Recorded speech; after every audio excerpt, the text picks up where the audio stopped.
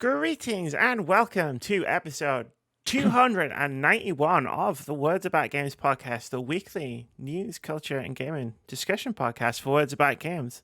I'm your host, Amy K. Alexander, joined this week by Daffy Moody. Howdly doodly do. How are we all doing this evening? Because it's Monday. You know what that means. What the fuck? I don't know. I'm British. Words are difficult. Well, I wasn't expecting that. And we're also joined by the amazing host, and I wrote it down this time, of the fantastic Trophy Room, a PlayStation podcast available on all podcast services around the globe, Joseph Moran. How you doing? What up? Or wait, should I put on my best British accent? Go for it. Oh, top of the evening to you. That was probably better. Yeah, there you go. Top of the evening, Governor. Yeah. Oh, what's up? What's all this then? Please, sir, can I have some more? We're all Don't worry, everybody, I'll grow on you. every time I do that voice, I always want to do the Shaun of the Dead. Oi, prick! Oi, prick. Say the thing you said in the Phasmo stream, really. In a British accent. What? You know the thing. Oh, not that. One of the most British insults I've ever heard. Oh, God. Okay, who do I direct this to? Anyone you want. Okay. Bobby Kotick? Bobby Kotick. Oh, fuck, what was it? My brain's farting because you put me on the spot, Amy. Oh, my God. Why have you done this to me? What do I say? Banter. You've literally, have you forgotten it? My brain is so gone. Because you put me on the spot. Bobby Kotick, don't be shy. Your mother wasn't. She had you. That's it. Yeah. My brain, Amy, my wall. I'm not. Words never left my brain so fast in its life. She's putting him on the spot. We must leave the brain now. Evacuation. Evacuation. Get out of here. It's both well for the next couple hours. I'm not gonna lie. So how's everybody doing? Life's been busy. I'm just trying to keep up. You know, that's how I'm doing right now. Wow. So I had a dentist appointment this week, and she, while she was doing the surgery, looks like she nicked herself. Something happened. Okay. And it was like a whole big ordeal. And I was just like, don't freak out. It's okay. She's like, so she was like, you don't have like hepatitis or anything like that? I'm like, absolutely I don't. And she's like, could you get a blood test to make, because I need to know. And she's kind of like a germaphobe as well, rightfully so. I mean, you're in a pandemic and you're a dentist, people's mouths are right in front of you. So I was like, yeah, sure. I wanted to give this lady the peace of mind. But man, she's been calling me nonstop. I'm like, yo, the test isn't done yet. You gotta stop. It's Saturday. It's been nonstop with this. And then work on the other hand. It's been a little nuts. It's been a little crazy. Yeah. I feel bad now. I spent most of my week in my slipper socks reading books. I like that. I've been spending the rest of my weekend frustrated at seafood. So trust me, I'd rather be reading the books. That's fair. I saw the people talking about seafood because the review embargo dropped. And I was like, cool, definitely not playing that right before Elden Ring. Yeah. I mean, we'll talk about it later on in the show for sure. Yeah. But the difficulty conversation in games is just so tiring. Oh, no. It's like, why are we still having it? Why are we still here? Come on. But it's that time of year, Joseph. We need to have the difficulty discussion. It's the mandated month of the year. I'm just happy it's not Elden Ring this time. I'm happy it's a different game that probably actually deserves that talk. because oftentimes it's from software games, and oftentimes it's like you're just not being patient. That's why you're failing. Just be patient, because from software games, as difficult and challenging as they may be, they are fair. Now, Sifu, on the other hand, another story. Sip the cup. Yep. Yes. Put out the pinky and Put everything out the there, didn't pinky. he? Put out the pinky. He knows. Gotta do the pinky. Gotta. Gotta. And it doesn't really work so well with the glass. That still works. It still works. Lots of grip. Lots of grip. This was the moment she realized she was about to drown. Not on the PlayStation Trophy T-shirt. That's right. That's right. That's right. Not today. Not like this. Not like this. How you doing, mate? You good? Yeah, I'm all right. I've cracked on. I've been like hardcore on college and everything like that. A lot of work and everything. I finally locked in one of my units on Friday. See in June or July or August, whenever I get revealed what my grade is for that and everything. But yeah, cool. I was overall happy with what I did and everything. It was just like I worked pretty much all day on Friday, and I was just like, then I went to bed and I don't remember falling asleep. All I do is remember is waking up. Yeah. I literally pushed it till like 15 minutes before it was meant to closing time. So I was like, yeah, got to just okay, so yeah, this word is right. Okay, is this word right? Is this picture right? Is this word right? No, I'm not plagiarizing that. No, I'm hyphening this. Yeah, blah, blah, blah, blah, blah, blah. I've got all the documents. Yeah, and I was just like, oh. And then my brain went in overdrive the last 15 minutes of thinking, I've done this. Then I literally went back on twice to double check that I did submit properly. And I was like, you are submitted. Because if I miss, I'm locked at a pass. And I'm just like, no, we are not doing that again. No way. Wow. We all do that. Yeah. Oh, well, no, that's my anxiety going in overdrive. And everything. With my potential for potentially having ADHD and everything, I can just like, that was a full on ADHD anxiety moment. Yay. That'll do it. Yep, that was doing it, yeah. But no, yeah. Overall, I'm happy. I've still got got one next week as well, so I'll be like incognito, out of the way, quiet, doing my work. Ooh. Nice. Hopefully not completely incognito. Probably incognito. Oh damn. Depends how No, moody for a week. What'll I do? Book someone else. I book plenty of people talk to plenty of people who aren't you.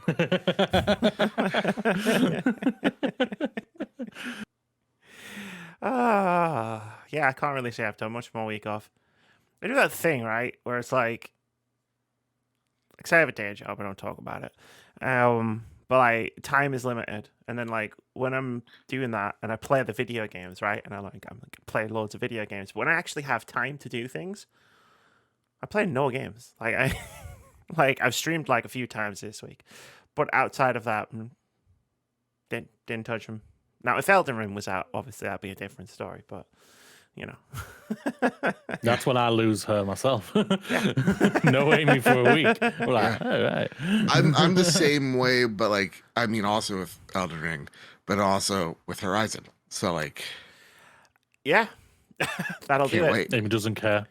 It's not that I don't care. You don't care. You saw Elden Ring and you were just like, good. Everything else before Elden Ring is dead to me. That's not what I said. Stop exaggerating what I said. You may have. It would have been simple if you just said that. All I said was that Elden Ring is the true beginning of 2022 for me. Yeah. And I don't think that's...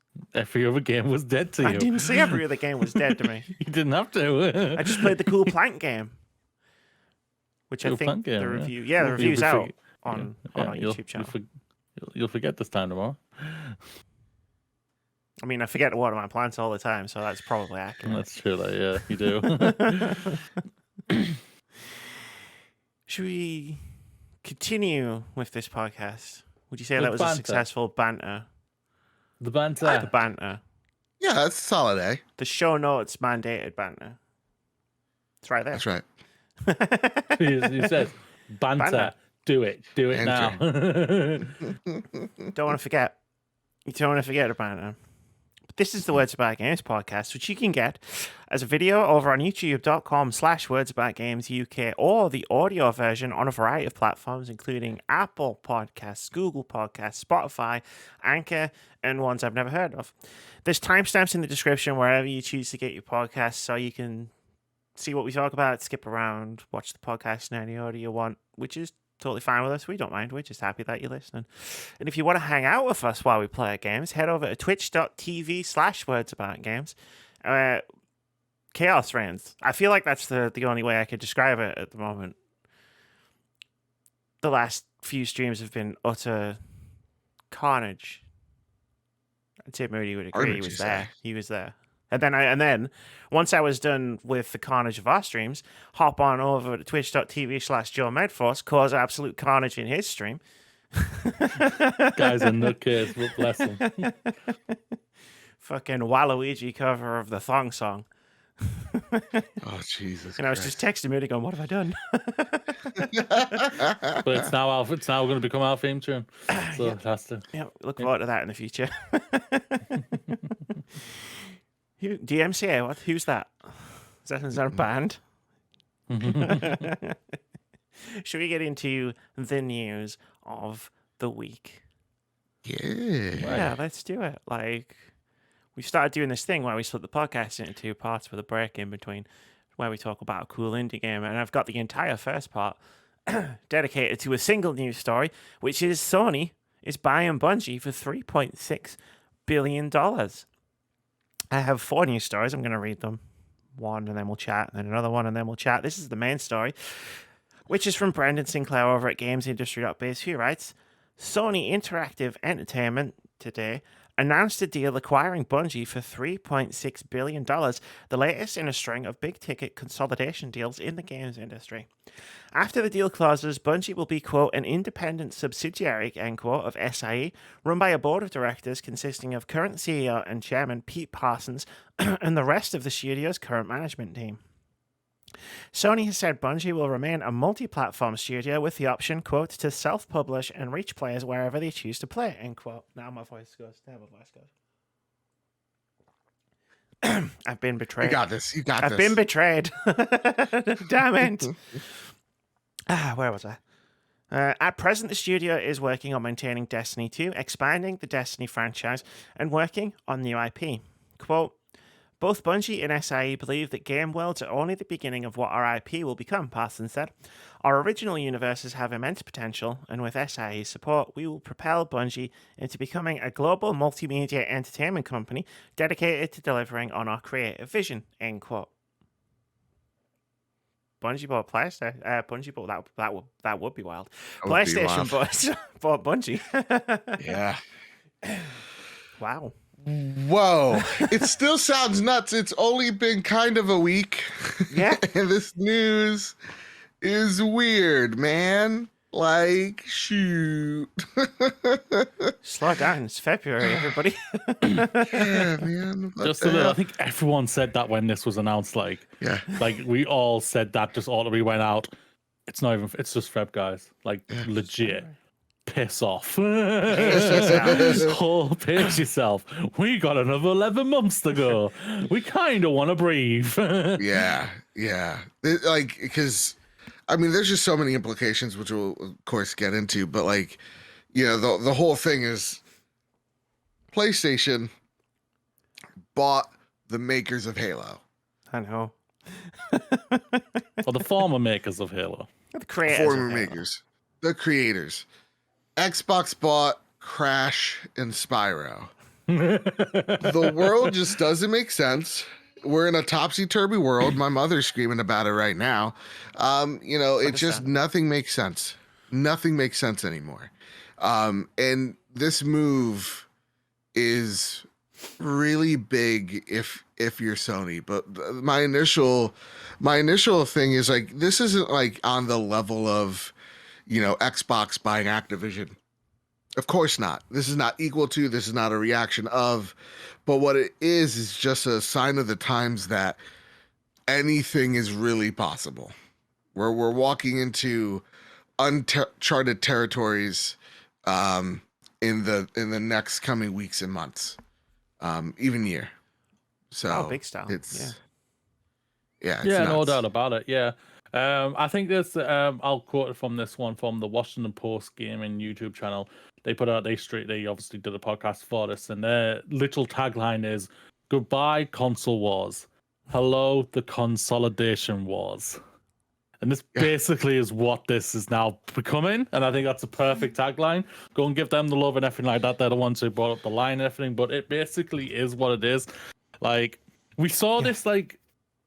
I was just because of my background, I think, with my former YouTube channel from films, we saw that with Disney. Disney gobbled up 4 small companies and then gobbled up a big ass publisher in 20th Century Fox. Yeah. And Microsoft have been doing it. Small incremental ones, but then they did Bethesda last year or 2 years ago. Last year, and everyone was like, "Oh my god, they just bought an E3 spot." With Activision, they literally bought the biggest IP in the world when it came to that. And Microsoft, when it comes to PlayStation, they've bought arguably the second, if not toe-to-toe, best shooting company out there who puts out a first-person shooter. The only other ones that goes toe-to-toe with is a Call of Duty, which obviously outsells them and everything like that. But they've done it's a cracking piece of business because they've had a great relationship with them since the PlayStation 4 era. Like they've really come close together. I'm really interested in one part is that like last year, I'm pretty sure we all talked about or reported, Microsoft talked about buying Bungie. Like they even had conversations, and apparently the price was too big for Microsoft. They didn't think it was well worth the price and everything. I'm curious. I'm guessing. I'm only literally guessing and speaking out my ass, but I'm guessing the price is bigger than what Sony have paid for. So or smaller maybe, and Sony maybe have overbought here. They definitely did. Yeah. So I was listening to Jeff Grubb, and from what he took from it was, of course, mergers and acquisitions. Those talks are always happening within companies. And of course, that was happening with Bungie as well. The whole like, oh, we're independent, we're going to stay that way. That was never in the cards. I think what happened was Sony walked up to Bungie and said, okay, I know you're talking to X, Y, and Z. What's the price that you want right here, right now to end all those negotiations? And they named the price, and that's what the price was. Because they unlock a whole lot of opportunity for not just PlayStation, but Sony as a company overall. A lot of opportunity for growth, and when growth means AKA some cheddar cheese, some of that money. Yeah, and capitalism. It sometimes works, but most of the time not in our favor. But like so, here it really is Bungie saying, or Bungie needing a few things and Sony needing a lot of things, and Sony looking at the future understands consolidation is in its way, so they need to make some Apex Legends, they need to make some Fortnites. Oh, that's a good segue into the next part of the news. We might as well get into it now. Sony, with Bungie's help, to launch more than 10 live service games by 2026. This is from Michael McWhirter over at Polygon. And I just pulled some quotes. I just pulled quotes mostly, not the story.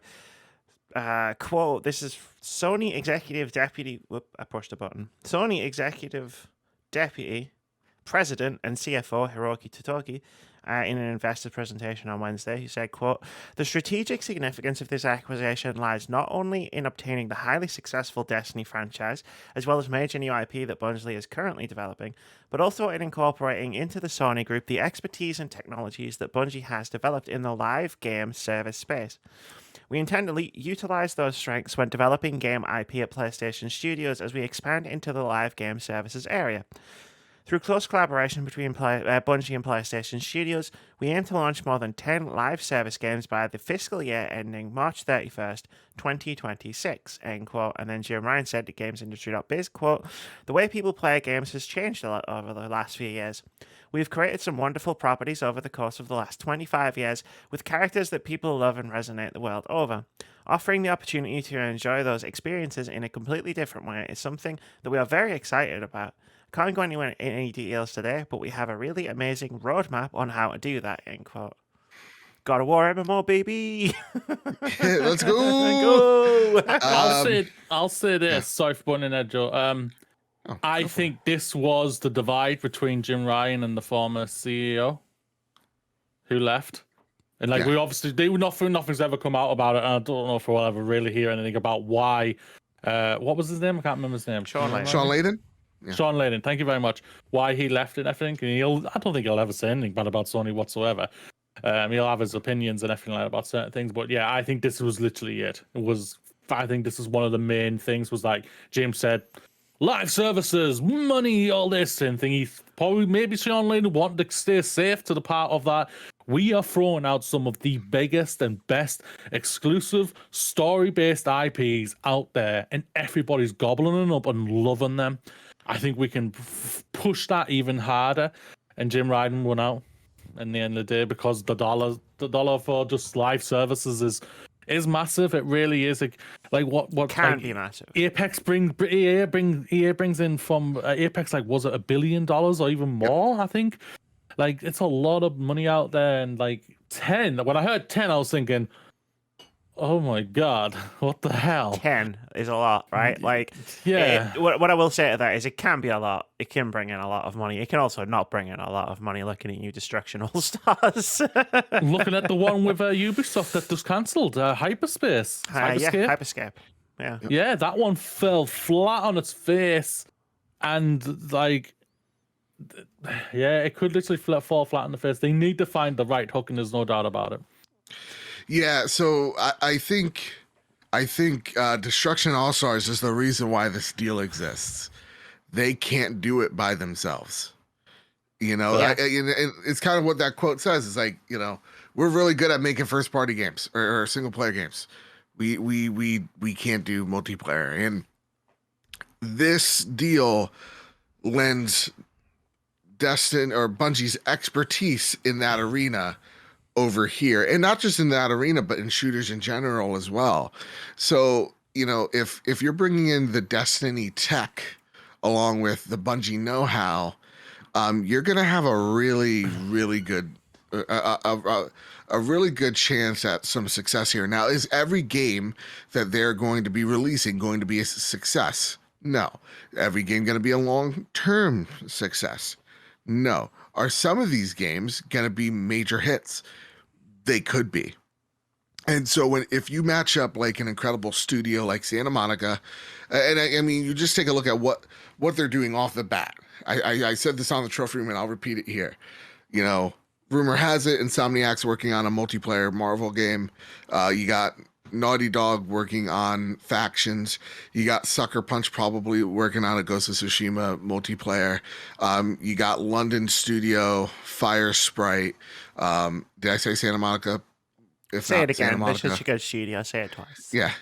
Yeah. So you got 5 or 6 studios that have made teams within those studios to focus on solely multiplayer experiences, coupled with the fact that you have outside parties like Deviation, like Haven, Firewalk, also making multiplayer experiences. They know not all of these are going to hit, but they are kind of, in a sense, throwing darts at a dartboard. At the same exact time, now they could be more concise with that buckshot because they have Bungie coming in here going, so this is the tools and this is the systems and here's all the things that we do to implement and to have Destiny be a success. And here you can have it in your game. So then the only thing you have to really worry about is having that compelling game to game, you know, multiplayer experience.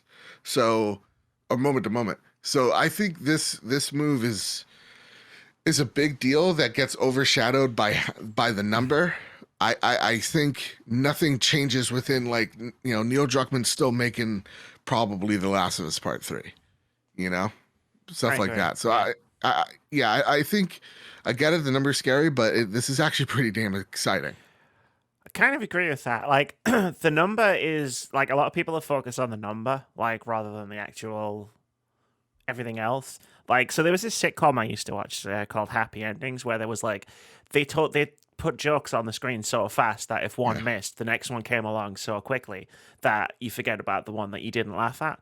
And like, it's kind of a similar concept where it's like there's going to be live service games coming out of PlayStation Studios if everything goes to plan so fast that if like one misses, it's cool. There's another one, and maybe that's the one you'll download, you'll play it, it hits, boom, you've got a live service obsession like we had with Apex in 2020 Yeah. when we were both on lockdown and we played Apex for like 6 months, Pretty non-stop. much, yeah. Yeah, like Xbox is employing a similar strategy in a different way with Game Pass, where it's just like they're gearing up. They've got all these studios now, and they're gearing up to try and have like constant Game Pass releases from their own game studios, so that if you download like last year, if you download Forza Horizon 5 and it wasn't for you, it's cool because Halo Infinite's like less than a month away. So like the Yeah. idea behind it is to just always have something just on the horizon, so that if something misses, the next one isn't that far away. Yeah. So the number Absolutely. doesn't mean too much. The number's cool because it means 10 different experiences, like 10 Yeah. different types of games. Like, there's a far bigger chance that I'm going to like one of those games than if they were releasing like 2 of them. And not everyone's going to be a battle royale. So, like, for example, what we could kind of glean from this is like Xbox has, in terms of live service games, just off the top of my head, they got Gears 5, State of Decay, Sea of Thieves, Halo Infinite, Forza Horizon. Their portfolio is diverse, but while at the same time having that multiplayer lean Yeah. as well.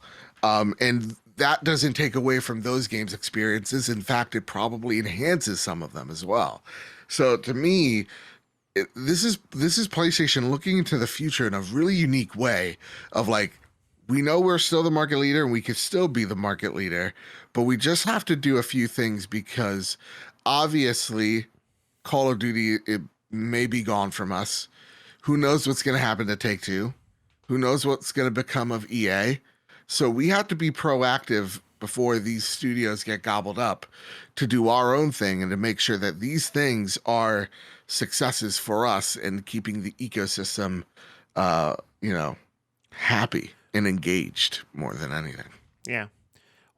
Well, they're not necessarily competing, like, even with these live service games, they're not necessarily competing with Xbox's even live service games. What they're trying to compete with is Game Pass. And they Yeah. can't make their own because they're not Microsoft. They don't own the operating system that powers all of the computers in the world. They can't afford to lose millions and millions of dollars on Yeah. their own Game Pass competitor. So they've got to do it in a different way. Yeah, and this is them doing it. Great point, Amy, because this is them doing it in their own unique way. They know they have time. Like, when PlayStation, after the Activision deal, is like, so Xbox, you still gonna honor all those, contracts, you dorks. We failed Uh, it. hey, Joe, geez. Spartacus is not gonna be this day one competitor to Game Pass. They're all about slow burn, like, supporting that slow growth with the games that we know that we love from them while they improve upon this service, while the service grows itself.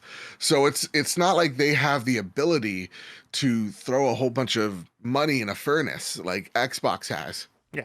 and said, this is a huge bet and we're going to see if we can if this can succeed. PlayStation has to know that this is a surefire thing that's going to give them money and give them money immediately. So really, they're taking a look at their services and going, okay, so this is our bread and butter. How do we work on this while selling our hardware and support this for the day that this does become the thing? Yeah. You know? It's like, this is our bread and butter. Now we need to go and find some peanut butter and jelly. Oh, I like that. I analogy. Americanized Yeah. that just for you, Joseph. Yeah. What would be the British equivalent? Yeah. Nutella and raisins. Hopelessness and Nailed it. despair. Oh, right, Yeah, right. pretty much right now. Yeah. Yeah. No, I think what you're sort of saying is literally spot on. I heard like, that's Boris's favorite meal. uh, sorry. Don't get started, mate. Boris's favorite meal is beer while he's fucking working. Apparently. Yeah. Sorry, Moody. Go You ahead. completely made me lose my train of thought there. I heard Boris, my brain just went. It's been a while stop, since stop, I've stop. done that to you. Yeah, yeah. I think you're all saying pretty much spot on things. Like a lot of like the PlayStation exclusives, like single player games, are literally just single player games. They don't have like an online thing when it comes to it. The first one that really comes to mind of is like obviously like Last of Us when it comes to factions and like Uncharted's like multiplayer, which I heard great things about. Well, no offense, Killzone isn't alive anymore, so I don't really care. It was good when it was alive. Honestly, that's why I never mentioned it when it came to it. But no, yeah, but bringing in Bungie, like one of the top A teams out there when it comes to a multiplayer platform type of thing. Even though like the ecosystem, like you, me, Amy tried to go back into Destiny, was like, Jesus. What the hell? This ain't like riding a bike. No, it's not. I'm literally crawling over a fucking mountain to get to that freaking bike. But either way, Bungie are an incredible developer, and it's they obviously just came out of nowhere, and I was really like, whatever happens, it's going to be fair. I'm interested to see what's going to happen with the industry, because like, I won't say anymore because we're going to get to another story soon, which I'll add to it. So Yeah. You continue. Yeah, I will. Yeah, because I'm holding back because I know there's more stories. I've just got a short one here because I just wanted to point it out. After a point I made when we did the Activision stuff, Sony plans to spend $1.2 billion on Bungie staff retention. This is from Rhiannon Beavan over at The Gamer, who writes, Sony suggests that Bungie staff shouldn't expect to be hit with a mass layoff anytime soon, as it set aside plans to retain staff for years after the acquisition. 1/3 of the $3.6 billion spent on the Destiny developer will go towards incentivizing staff to stay on board following the deal, indicating that Sony is happy with the way the company is run as it is. This comes from Sony's most recent earnings report shared with the public last week. It's only a brief mention, so it's unknown what staff exactly will benefit from this arrangement. It'll be the executives probably. Yeah. However, we do know that it will see $1.2 billion go towards keeping Bungie staff in work, decreasing the chances of a major shakeup at the expense of the developers. So like, yeah, this was like the drum I was banging when we did the Activision Blizzard thing with Joe Midforth, where I was just like, I don't give a shit what games come to Xbox exclusively. I just want to make sure that the people who work there are going to be okay. Well, at the end of the day, when it comes to that deal, there are going to be layoffs. It is one of those things when it comes to any buyout, merger, whatsoever. I hate it that it happens. This type of thing sounds great though at the same time, but you are right what you said though, Amy. Like, it will probably a lot of it will go to the execs of Bungie and everything, like, and the CEOs and whatnot. But hopefully enough it can get spread down to the developers, the people who make your goddamn games. Everybody will get enough incentive for them to stay and everything. Yeah. I mean, you gotta see. I mean, look, the janitor ain't getting $1 million. It's on a show. Someone said that. He ain't getting $100K. He ain't getting $100K. That shit's just like a trickle down. It's I mean, why work if you're a developer if you just got $1 million? I know I fucking wouldn't. Exactly. That's true, yeah. This is pretty standard course, and this is gonna probably just incentivize the execs here not to leave, and for them to stay on board, and to stay the course and to stay with Sony. Very, very interesting. It seems very interesting, but on the outset, this is pretty standard. But I wonder how long those people have to stay there to get that money, and how many of them stay after they get the money. Yeah, there'll be a term attached to it where it's like, oh, we'll give you 50 quid and a PB&J sandwich, but you have to stay for 2 years before we'll give it to you, that kind of thing. Absolutely. That's absolutely the case. Yeah. But yeah, like I said, was it only 2 weeks ago? Was it 3 weeks ago? It was not that long ago. 2 What weeks or for? 3 weeks. An indeterminate period of time ago. Like I'm concerned for the well-being of the staff in this as opposed to anything else. And yeah, you're right. Staff will lose their jobs. There'll be shakeups. This is how mergers work. Capitalism is the worst. Speaking of all that shit, let's do the last bit. Jim Ryan says that Sony isn't done buying studios. This is from Justin Reeve over at The Gamer, who writes, Chief Executive Officer of Sony Jim Ryan said, quote, "We should expect more," end quote, studio acquisitions over the course of the next few years. The news came from an interview with Ryan and Chief Executive Officer of Bungie, Pete Parsons, by Christopher Dring. The journalist noted that Sony has, quote, "many more moves to make," end quote, before talking about how the company plans to expand its live service games outside its, quote, "historic console heartland," end quote. Quote, "I've been on record talking about increasing the size of the PlayStation community," Ryan said. "We're starting to go multi-platform. You've seen that. We have an aggressive roadmap with live services and the opportunity to work with and particularly learn from the brilliant and talented people from Bungie," end quote. Ryan went on to say that purchasing Bungie is going to, quote, "considerably accelerate the journey we find ourselves on," end quote. Parsons added that Bungie plans to work on, quote, "more than Destiny," end quote. As for the recent allegations of workplace toxicity at Bungie, Ryan wasn't even willing to mince words. Quote, "We hold ourselves to extremely high standards throughout the organization and with businesses that we partner." Yeah, all right. "This is something that I have been incredibly sensitive to right from the start of the conversation. I have been nothing but impressed and I have nothing but the highest praise for the way that Bungie organizes and conducts itself. There are a number of areas that Sony could learn from Bungie. Philanthropy is a cornerstone value and I think that speaks to everything," end quote. They're gonna buy more studios. What the hell does that mean? I don't know. All right, so let's get some of the craziness out there. Not EA. EA's come out and they said, "Bitch, we too expensive." With a stick. And- Disney will buy them. Get back. Get back. Get back. I'm saying this right now. Disney will buy EA. Yeah, probably. Well, I mean, it depends with that new CEO, but I would hate that.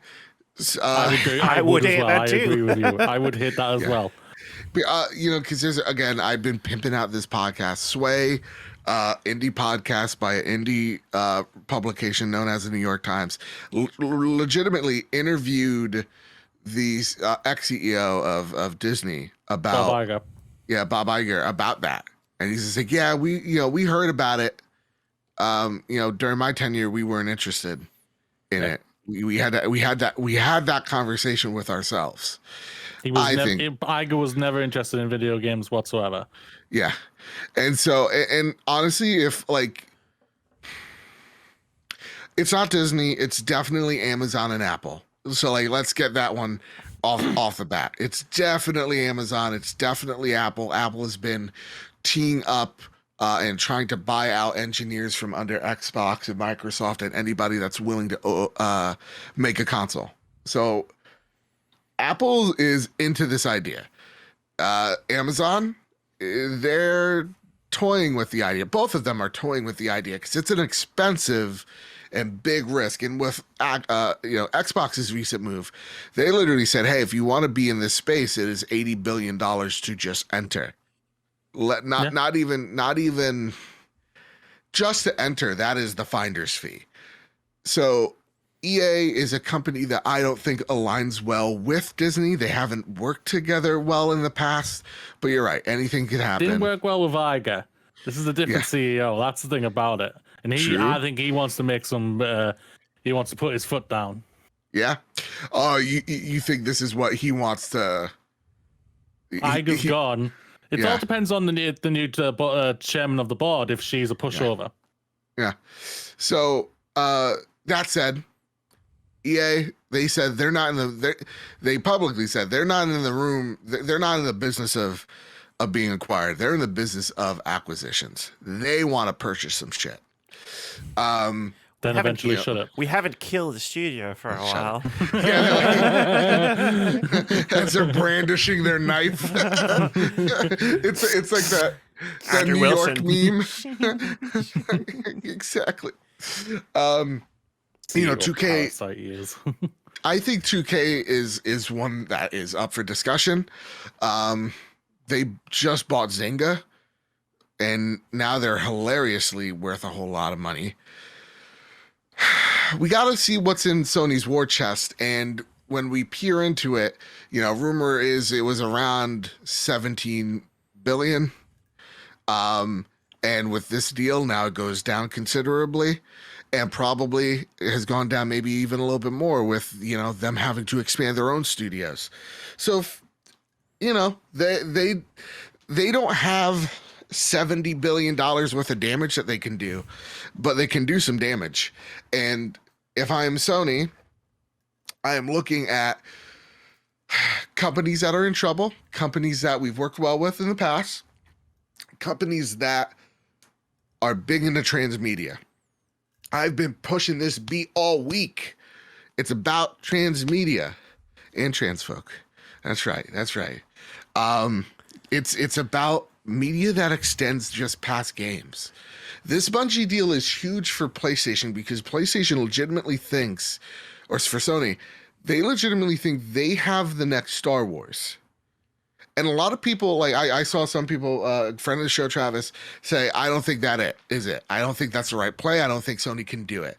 I would argue by saying, and Moody, this is where you could call my bullshit. Sony, yes, has a mixed track record when it comes to putting out movies. There are either some hits or there's some misses. Mm-hmm. But I think their track record, if I'm looking at Bungie, they're going, well, if we're in charge of this, if we're truly in charge of the creative aspect of it, and it seems like they are because they literally just hired a person for the lead transmedia team who is from Riot coming over, and they're just like having off the back of Arcane. Exactly, coming off the back of Arcane, looking at the Witcher as a great example of how to make a good video game or transmedia property. This is a really good thing for Sony to say, you know what, we got this IP that will just get people through the door. Like this is a good move for us. So if I am Sony, I am taking a look at all these things, and if I'm Jim Ryan, I am making a case for Sony to give me more money. I'm looking for, if I'm Jim Ryan, you go, listen, Microsoft just took our thing that is Call of Duty. We need to fight back in a big way. Could you please give us an extension on our allowance? And in doing so, I'm going to make sure that you get some IP that are going to get people in some theaters. Please, sir, can't I have some more money? Can I have some more? Please. So that's an interesting point you made about Destiny being like Star Wars, because I never thought of it like that. Like, obviously, I know they're going to make movies or TV shows or whatever out of it because they said they would. But like, actually, that's a really good point. As somebody who has played Destiny 1, Destiny 2, bunch of the expansions, Destiny's narrative, it's not great. But its lore and its setting and its universe, like if you give that to a talented writer or a talented team of writers, you could have something on your hands there. Yeah, you can make a story within that universe and make it connect. And there are so many Easter eggs that you could pour into that movie or TV show or whatever to make that thing stick. Look, I'm going to argue something. I'm going to get really fucking crazy. The Mandalorian is the best Star Wars. It's fucking excellent. It understands the assignment. It is so great. It's so magical. That is just a character within a broader universe. If you got a Cage show, if you got a Zavala show, if you got a movie that is about bringing these people together, that's cool as shit. You know, I like you get James Gunn on there and you kill these Guardians with some pizzazz and some style, and they come back to life. That's awesome. Let's do that. Let's get weird with it. So again, going back to the transmedia thing, IP matters. Studios matter. Now, again, there has been the rumor for a very long time that PlayStation is in the acquisition ring. They are in the mood for a developer, and they are in the mood for a publisher. And if you're looking at Spartacus, you need content that's not just your own. I think they looked at Microsoft. They're like, oh, that's what you guys are talking. Okay, we need to do something similar. So to me, I think the companies that are in Sony's price range, publishers wise, that they want to narrow down on is anywhere between Ubisoft, that has cultural problems, as we know. You have Capcom, you have Square Enix, and 2 out of 3 of those you have deep relationships with. If you see Tencent coming in and encroaching in the Japanese space, my leaning is towards, what does Capcom and Square Enix give you? Because I'm not really fucking with Ubisoft.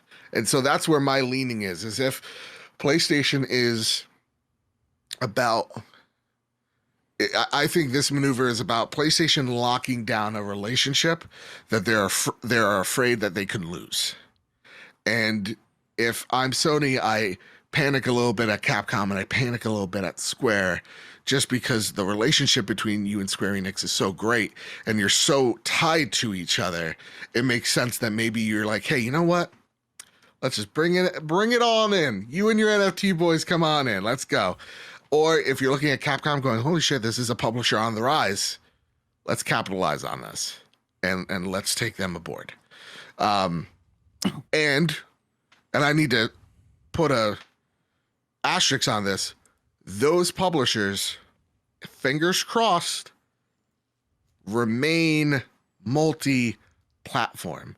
That statement from Jim Ryan says a lot of things way more fucking clearly than Phil Spencer ever has. You've seen that we're going multi-platform. We're accelerating that. That means we're taking something else, and hopefully, fingers crossed, that is the publisher will remain multi-plat. Because I don't want any more of this. Before I ran over it. That was my TED talk. Before I add on to that, I just want to preface it with the same things I've been saying when we've talked about acquisitions for ages, which I hate them. Like, for so many reasons. Like, they generally tend to erode workers' rights, workplace, the standards. That's the word I'm looking for. Yeah.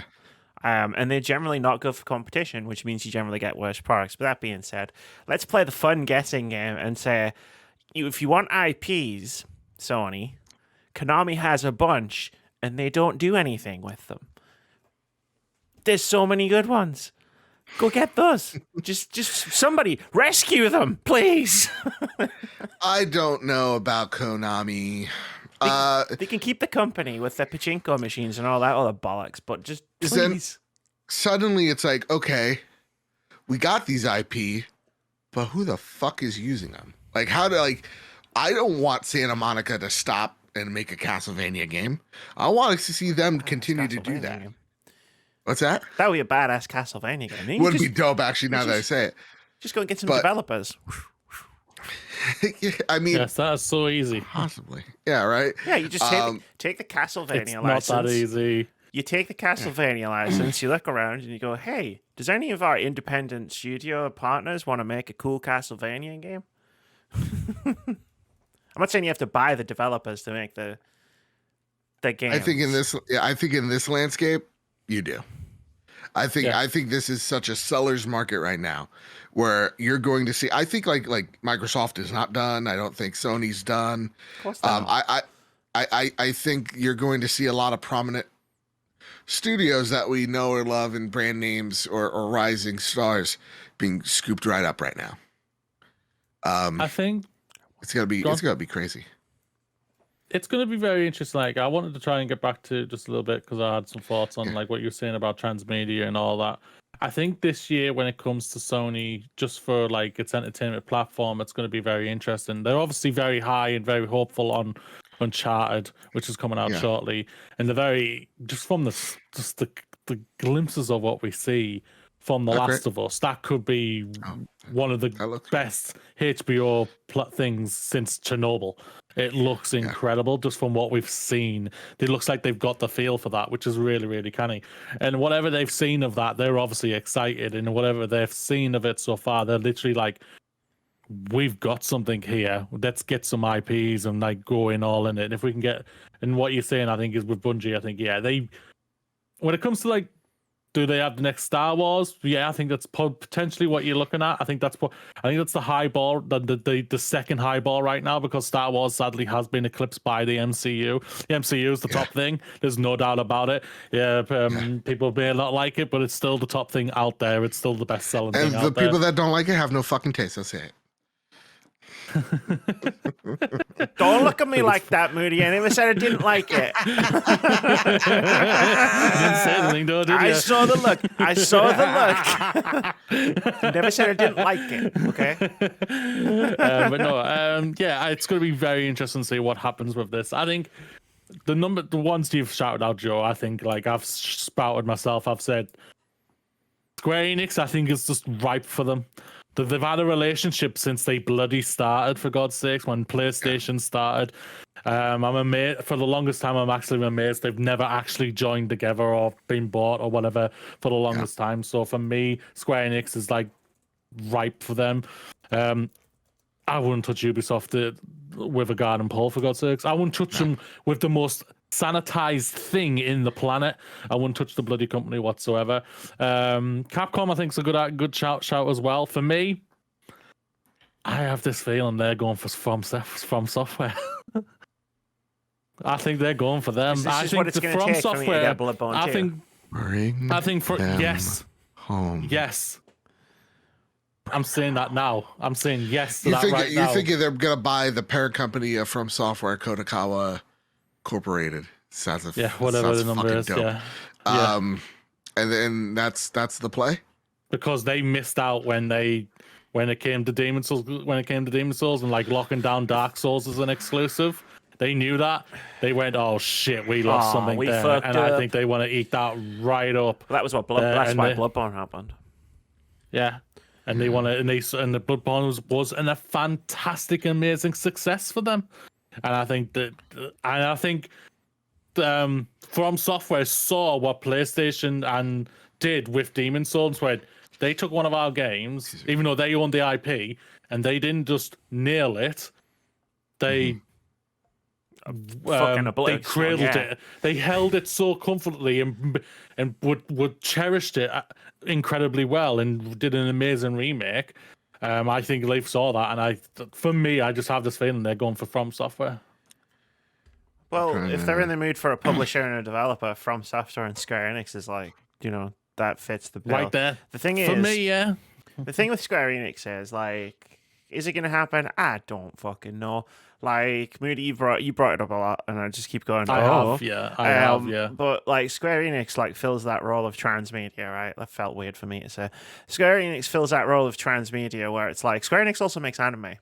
Like, I see it all the time at the end of all the animes I'm watching was made by Square Enix. They have the properties in terms of both anime and video games to turn into things like Final Fantasy, for folks. Can you imagine what you could do with Final Fantasy? Just outside of video games. And just shout on to the anime thing. Sony own Crunchyroll. They own Funimation, the biggest anime platforms in the world. Like, anime is incredibly popular. Like, it's not. I don't think a lot of people realize how many people subscribe to Crunchyroll. Like, So okay, I like. Talk about. I just feeling you were doing numbers, weren't you? You were checking. I was crunching the numbers. I was doing the math. So Kodakawa is worth a stupid amount of yen. I can't even say it because I know it's like quadrillion. But in US dollars, that's what I can understand. The conversion rate is $2.3 billion for Kodakawa. No. I don't think this is it. I don't think this is play. For one developer? I mean, and again, I love From. They just bought one developer in Bungie. But what are they? So like the question is like, what are they buying from Bungie, right? Of course they're buying the team. Of course they're buying the IP, but more than that, they're buying the tools, the programs, the expertise, the teams that know how to make multiplayer games. Oh, I agree. Yeah. So like, what does From Software give us other than just? I mean, trust me, I'm there. That's it. There, you sold. There, that's all. If we sold, my argument wins. All right, fair enough. I think I would first off, I'd fucking hate it because I want From Software to be from. Keep on doing what you're doing. Everybody should be playing those games.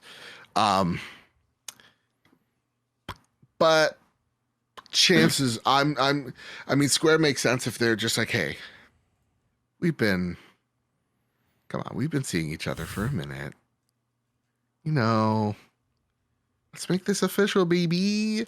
I think Square Enix makes more sense because they have, just as a complete noob and outsider looking in, IP that you can that modern folk like me who aren't even into the scene, I know what a Final Fantasy is.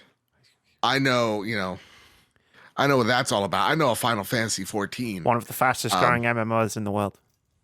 Bam. So I'm taking a look at them going, listen, we partner up with each other so much. Why don't we just put a fucking ring on this? And then just like, would you like to form an alliance or would you like to be bought out by Tencent? I wouldn't. Come on over. Like to form an alliance with me? But then like the question is like, what does Square get from it? Again, like we always talk, what does PlayStation or Microsoft get? What does actually Square get that they can't have other than a boatload of money? I was going to say money. Yeah, their executives and their chief executives and the people who run the company will get a fucking shitload of cash.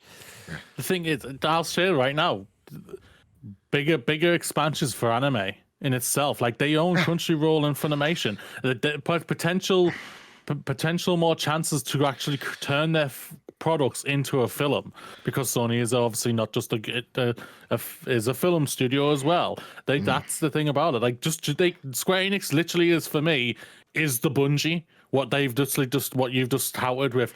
They're getting it not just for all these things.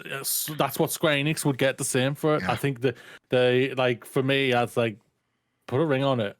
Put a ring on it. Like, they're the ones for the longest time. Amy's like said it already. I think she's sick of me saying it. That they're the ones that I think are the right ones. If it's not them, it's Capcom. Yeah, I think it's Capcom. But I don't know. I like again. I do think there's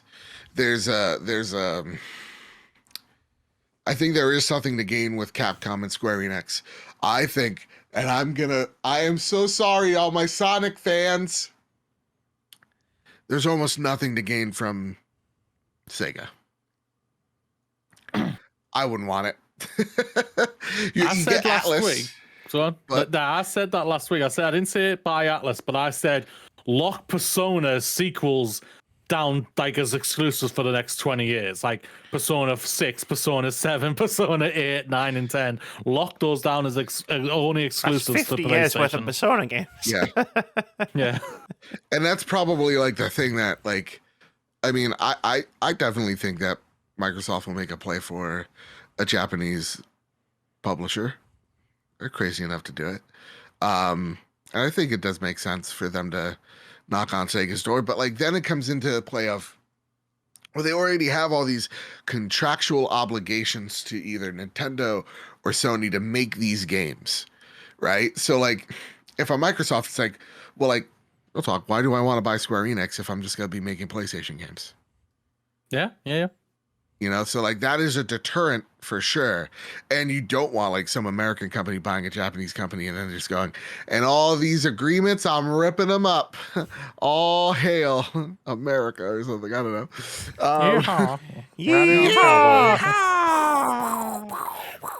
Release the That's Eagles. how we greet each other. Yeah, you get it. You get it. So yeah, no, I definitely think Japan is the thing you're looking towards. I think you want a back catalog, you want assurance on IP, you want to make sure that you're locking down something. Also, if you're PlayStation, it's important. Oh, I'm sorry, Amy. Yes. What if Microsoft rescued Konami's IPs? I mean, if Somebody, please. what the, Xbox got more IP than they know what to do with them now, and I still don't know what they're doing over there. You know, so I don't know. Making all the games in the world. Obviously. Probably. That's a great thought. So that's not scary one bit. No, not at all. No, I'm not terrified. No. I want less companies out here. That's what I really want. So yeah, no, that. And again, I preface this by going, my real want is for PlayStation to go up to developers, studios, not publishers, studios, knock on their door and go, "Hi, what's going on? What's up? It's your boy, Sony PlayStation. Can How are you Supergiant doing? come out to play?" Exactly. What are you doing, Supergiant? What are you doing, Remedy? What are you doing, Avalanche? And start scooping up those studios. Start just scooping them up. And I think there's so much more excitement if like Sony went out there and bought 5 awesome freaking studios than some giant publisher. And then all of a sudden there's an idea, threat, or germ of, and you can't play this on Xbox. Sucks. It sucks. It really does. So I want them. I want them to go out there. I want them to buy Remedy. I would love them to go out there and bring From Software home. I would like that's the thing, like I hate the idea of all these companies becoming the video game company. Like Yeah. But at the same time, like there are studios out there, like say like Remedy and stuff, where it's like I would love for them to just be completely stable. Like in terms of financial stability and like be able to make the games they want to make. And also, if Sony bought Silent Hill and Remedy, and then they gave the Silent Hill to Remedy, then we could get a Remedy make a Silent Hill game, and that was the idea that I had in my head, and I was like, oh my god. You know what, Amy? Just for you. Game of the century. Yeah, that would actually be fucking dope, because like with good writing, that game's gonna be awesome. Yeah. Remedy don't miss, and I genuinely think they are. I think they're the most in line with what Sony is about than anyone. But they're also working with 505. But we saw with Bungie, you could buy them out of a contract. So, there's a lot you can do. There's a lot you can do. They're already making Crossfire's out this week, and then they're making like 2 games with Epic. And then it's just a case, cool, like, come on over here. Here's this Silent Hill IP that I've heard so much about over the past year and a half. Yeah. Who knows? The Night's a Puppy. Never heard that one before. Oh, it's from a podcast. It's from a comedy podcast. They're all bullshit me. Instead of saying the night's young, it's the night's a puppy. It's about to turn into a full-time or a full-on dog or something like that. I'm an idiot. Let's move on. You're not an idiot. We're all idiots here anyway. Is it time for halftime? It's time for halftime. Indie game of the week, ladies and gentlemen, and everyone else. It's time to get into that little bit of time of chill to talk about a video game. Dark Times, Wrath of the Raven is a twin-stick horror shooter where you can use 2 guns to aim 2 directional simulation simultaneously. Defend this place, Louisiana, I think, with your Oracle Raven. Shoot, dash, stun, bullet time to defeat hordes of monsters. They stole your child. Get him back. Want to play with a friend? Co-op is in the works. Planned for PC in 2022. Developed and published by Flies. Not actual flies. Actual That's flies. what they call the studios. Yeah. So this was you. You dropped this in Discord. I like the look of it. I didn't have anything to do with it. Yeah, it looks interesting. Yes. A good old horror twin stick shooter. That's good. I don't mind twin stick shooters. I think if you get it right, it can be one of the best games of the world. I'm talking to you, Sure. Rezogun. That's true. You're not wrong. You're not wrong. And you know me, I love a good horror vibe. Yeah. Spooks. And now it's time for part 2. Gasp. It's all good news Last from time here. on Words About Games. It's all downhill from here, boys. Oh boy, oh boy, oh boy. Union busting staff message from Activision Blizzard released online. This is from Ed Nightingale over at Eurogamer, who writes, an internal statement from Activision Blizzard on unionization has been released online, seemingly persuading employees against the practice. From VP of QA Christian Ahrens, the message refers to employees' rights to discuss potential unionization and answers some key questions. The message was said online by former employee and MVP of the internet, Jessica Gonzalez, one of the founding members of the Better ABK employee group. Quote, VP of QA at Activision just posted this shit in company Slack, lol, end quote, she wrote. Ahrens begins by stressing that the company respects employees' rights to unionize. However, many of the answers he gives to questions relate to the negative impact of unionization for the company. Quote, a union doesn't do anything to help us produce world-class games, and the bargaining process is not typically quick, often reduces flexibility, and can be adversarial and lead to negative publicity. Want any more than you've already got, Activision? Sorry, excuse me. All of this could hurt our ability to continue creating great games. While many union contracts include a just cause provision and a grievance process, this is really just a different way to deal with disciplinary issues, end quote. On comparing bargaining with a union to a direct relationship with the company for individual employees, Ahrens explains that a direct relationship is quicker, whereas in a union, it, quote, often takes months or years to come to a collective bargaining agreement, end quote. I then went on to say, quote, a unionized company cannot act quickly on its own if the union does not agree with its position. In both situations, the company remains free to disagree and maintain a different position, end quote. He also mentioned that employees don't have to vote for a union in an election if signed up, and encouraged employees to, quote, perform their own research on the union, end quote. Although Ahrens is open to questions from employees, the message was posted in a Slack channel that doesn't allow for replies. Instead, employees reacted with an emote saying, quote, fucking unionize, end quote, in the Blizzard font. Gonzalez's tweet was shared by the Better ABK account, although it hasn't responded directly. Fucking unionize. Gotta love that.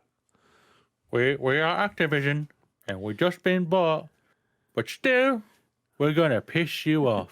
We're going to make sure that we are the shittest publisher in the world, right? Until our last fucking breath. suck.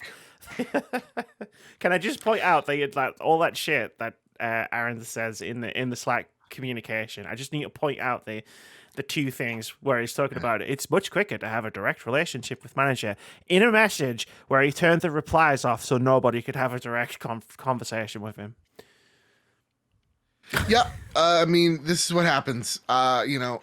Look, I've had the opportunity to work in a union.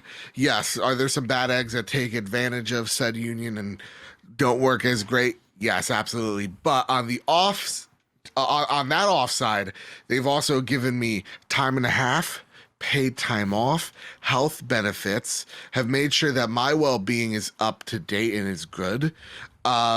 So I'm pro-union. Glad I'm very, very much that, because I know there are people in my family that work for companies that aren't unionized, that treat their employees like shit, that force them to work 12-plus-hour shifts, that have totally killed their knees, and their livelihood. So when people say like some dumb anti-union shit, it really just comes out of a point of how propagandas work so well, because they never give a good explanation as to why unions are bad. They just go, oh, just move slow, and like Eric doesn't work as good as I do. And it's like, yeah, sure. Do you think that maybe the company's pitting you and Eric against each other so that you don't unionize to give a good excuse as to why you shouldn't? Maybe that's the reason. I'm all for this. For the ABK folks, because they are working their asses off to make their situation better. I would also I can't stress this enough. I would love to talk to Miss Gonzalez to talk to her about how this acquisition has changed, or if it's changed anything, with how maybe Activision is trying to expedite the process of trying to bust this union faster. Because I can guarantee you, absolutely, Phil Spencer does not want to deal with a unionized Blizzard. No company does, because that is a trickle down effect that's going to go towards the whole industry, and that's going to make more change than any goddamn acquisition we're seeing. So this note sucks, and again, no higher official is going to tell you or champion the ABK folks, because if they do, they signal that they'll work with you. And Phil Spencer has been very touch and go whether he said he would work with the union or not. So again, that's the reality. That's the CEO talk. This is yet again Activision just sucking. Just sucking. So that's all I got. I'll state this one more time. Fucking unionized video game industry. As soon as you do this, the better you're going to be. Yes, I agree with what Joseph just said. Like, yeah, some unions aren't the greatest or anything like that, but it's not about protecting the company. It's about protecting the staff, and that's all that's important. I literally remember a few years ago, my dad, his boss fired him for no fucking reason whatsoever. My dad, luckily enough, was a part of a union, and the union literally got involved. They had a whole fucking union's trial type thing, where he literally just wrote out everything like, this is what happened. I haven't done anything wrong. The guy tried to keep him getting fired. In the end, Dad got his job back, and the guy got fired. Nice. And everything like that, because he was literally abusing his powers. Because my dad literally just called him out on all of his bullshit and was saying, no, we got this contract sorted. 2 weeks later, you've ruined it somehow. How have you done this? And everything like that. And it's like, unions help. That's all that matters. And the whole bullshit of companies just because they just want to stay in control. That's all it is. They want to stay in control. They don't want to relieve the wheel, basically, which is just pathetic at the same time. Just like, what's more important? Happy staff who will come in and create amazing games for you, being happy, being looked after, or your bottom line. The bottom line, as far as these executives are concerned. I know they that. want the bottom line. That when I said it. I know it's the bottom line. We all know it's the bottom line. But this is the thing about it. This is what baffles me even more. We all know it. If the developers are happy, we know, one, we'll get more greater content. We will want to buy it. That means they get their bottom line goes higher. Yep. Instead of staying like this, it'll go like that. We know this. It's pathetic. They need to stop this. Like, unionize, for God's sakes, unionize. Yeah. Like, as soon as I find one over here, I'm fucking slapping me in it. I'm jumping in it. I'm literally, take me now. like diving off the stage at a rock concert. Just take basically, me. Yeah. Like, I'm from the UK. I don't understand how American laws and shit work and whatever. Like, I look at the things you guys don't get as standard. Yeah, it sucks. And I am horrified by the things that you guys don't get. But like the executives, like, we all knew this was coming. We talked about the union a couple of weeks ago on the podcast, and we said, like, they're going to try and bust this union up as best as they can, because that's what they do. Like, they don't want to spend the extra money. There's this meme that goes around every now and again, and I'm going to try and paraphrase it properly, which is I want less games made by I can't remember the exact quote. Less games made by people who are paid more to work less, or something like that. Yeah, and, like, no, I think you got it. Yeah, that's literally what like a union will help you do. There'll be no crunch.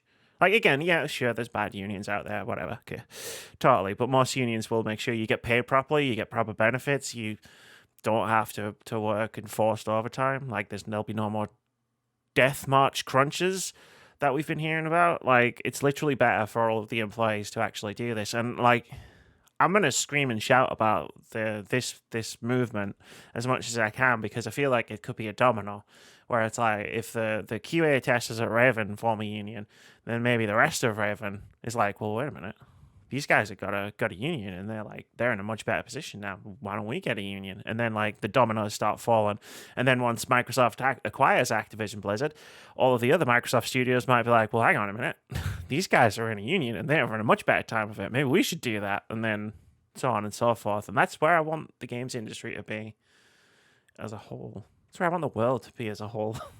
If I'm being completely honest. Yeah. Yeah. The worst comes to worst, games don't come out as fast as you like them to be. Which would be nice. Best case scenario is people are able to live healthy and great lives. Oh no! I'll take we're that. actually able to savor the taste of a game. I was going to say, So oh no, smash games through a game as fast as you can to try and get on to the next thing. Games Like, coming out slower? yeah. Oh no, that would be terrible. Yeah. I might be able to actually enjoy games again. Yeah. Not think, oh shit, Horizon's out. Oh shit, Elden Ring's out a week after that. How long's Horizon going to take? 600 hours? Oh great. Yeah, I should be able to find that in No, space of a that's week. Dying Light 2, sweetheart. Sorry, Dying that's Light 2. Dying Light 2. My bad. Dying Light 2 is going to take me 0 hours to finish his. I'm not playing it. Life hack. Oh snap! While we're on the subject of sucky corporations sucking, we've got a lot more, but the next one, I get all of the stories for the rest of this podcast, pretty much at that. But we've got some more tweets from the A Better Ubisoft account, and we haven't done this for a while because they haven't tweeted these kind of things out. So A Better Ubisoft did a survey where they asked a bunch of questions on that survey, and one of the questions they asked is, "Why do you want a better Ubisoft?" Our own Daft Marmoody was quoted on that very Twitter account. Hot damn. In 2021. And they've posted a few more quotes, this time from Ubisoft employees. So I am going to read them out, and because I am dismayed at how little everybody seems to be talking about Ubisoft at the moment, and I would like to bring the conversation back to that in a second. So we got 3 tweets here. The first one says, quote, "I am a former employee. I have seen bullying cases reported to HR multiple times. HR has done nothing to help the victims. Everyone knew nothing has been done until it was unbearable that one of the victims gave their resignation letter after suffering from anxiety and depression. The harasser is still working at Ubisoft." End quote. I get a second tweet here which reads, quote, "The Toronto studio has learned nothing from June 2020 and is clearly returning to business as usual without doing anything concrete to improve employee safety, no matter how often they say otherwise." End quote. And then the last one is, quote, "I experienced harassment, searched for help in the new process, only to be told it was in my head. My harasser was promoted and HR now targets me as the problem." End quote. And that's where we're at with Ubisoft right now. So that all sucks. It's, Ubisoft's done a great job of like, there's no fire over here. Y'all go. They've been very quiet when it comes to the Activision Blizzard stuff, right? They've done a really good job of shrouding the problem. And you're right, like not enough people have been really vocal. And if you are, just being completely transparent, if you are a creator, you are worried about speaking out towards them because you are worried about losing access and opportunities, whether that is game codes or whether that is actually getting to sit down with the developers or voice talent. There are things that we are scared that will be taken away from us. We fought for a while now for really 1-2 years here about bringing more diverse faces into the game space, but in the act of fighting for various different faces, we thought that would also mean different voices into the space. I thought that, hey, if we brought more diverse faces in, maybe that would bring power to those who are being oppressed, who are, who do need that light shined on them. Instead, we just see that what they meant by, hey, shine a light on other people, people of color, it was like, no. When we said that, though, we really just meant, like, give us like free chairs and merch. And to me, there's an uncomfortable silence towards that like, just because a Hispanic guy like me gets a piece of a box in the mail with my name on it and I get to videotape it, that's somehow empowering me. Sure, it's cool in the moment, but I would really like those people who've gotten this spotlight to show us, hey, it's okay to do this because I'm doing it for you. And hopefully that would then bring me, people like me and you all out here, to speak up even louder. But we don't have that. I think the games, and this comes from a very jaded point of view and someone who is an outside point of view, the games media has done a good job of patting itself on the back when it comes to diversity, but haven't really done anything for diversity. They're like, hey, I brought this person of color on my podcast. I've done enough. That's not doing enough. It starts by taking real actionable stands so that things become unavoidable, right? So that Ubisoft can't just look away. Yeah. You know, I saw a lot of people, talking about, fucking Rainbow Six. Oh, look at, they sent me a care package. That's great, but look at these people that are also allegedly suffering there. So maybe speak up. And it can't just be us. It can't always just be the small people that literally do have the most to lose. I am talking to the folks that have 10 plus K followers on Twitter or 10 plus K followers on YouTube or whatever. It is that thing of like, well, they can't blacklist all of us. So let's actually do something here. I get more frustrated with the creator than anything here, because to me, there's nothing that we can do. Like, we could talk about it, but until someone else does, not naming names, I name names on the trophy room. I won't do that here. I won't bring that energy here. Yeah, we don't. But until we bring those voices, until those voices keep speaking up, it doesn't matter if I speak up, because nothing's going to get done because they don't know who the fuck I am. So to me, they're just going to blacklist me and move on. We need a bigger push for not just diversity, but to defend those voices out there that aren't being amplified. So, it sucks to see, I got a code for this, but I say nothing about that. It sucks to see. It really does. And to me, it's lousy because Ubisoft's really they're just doing nothing because I think their company structure is so shit at the moment. They are not just morally bankrupt, but they're bankrupt of any empathy, good idea that's not tracing a trend or a fad. Yeah. And that's what happens when you have these corrupt motherfuckers up top that abuse their power and creative people leave their posts. You're literally seeing that. Ubisoft, we once held such a high opinion of, but now with all this that's going on, it sucks. And my rant to end here on is I know a lot of awesome people that work at Ubisoft. Great people, right? People of all genders, nationalities, races, creeds.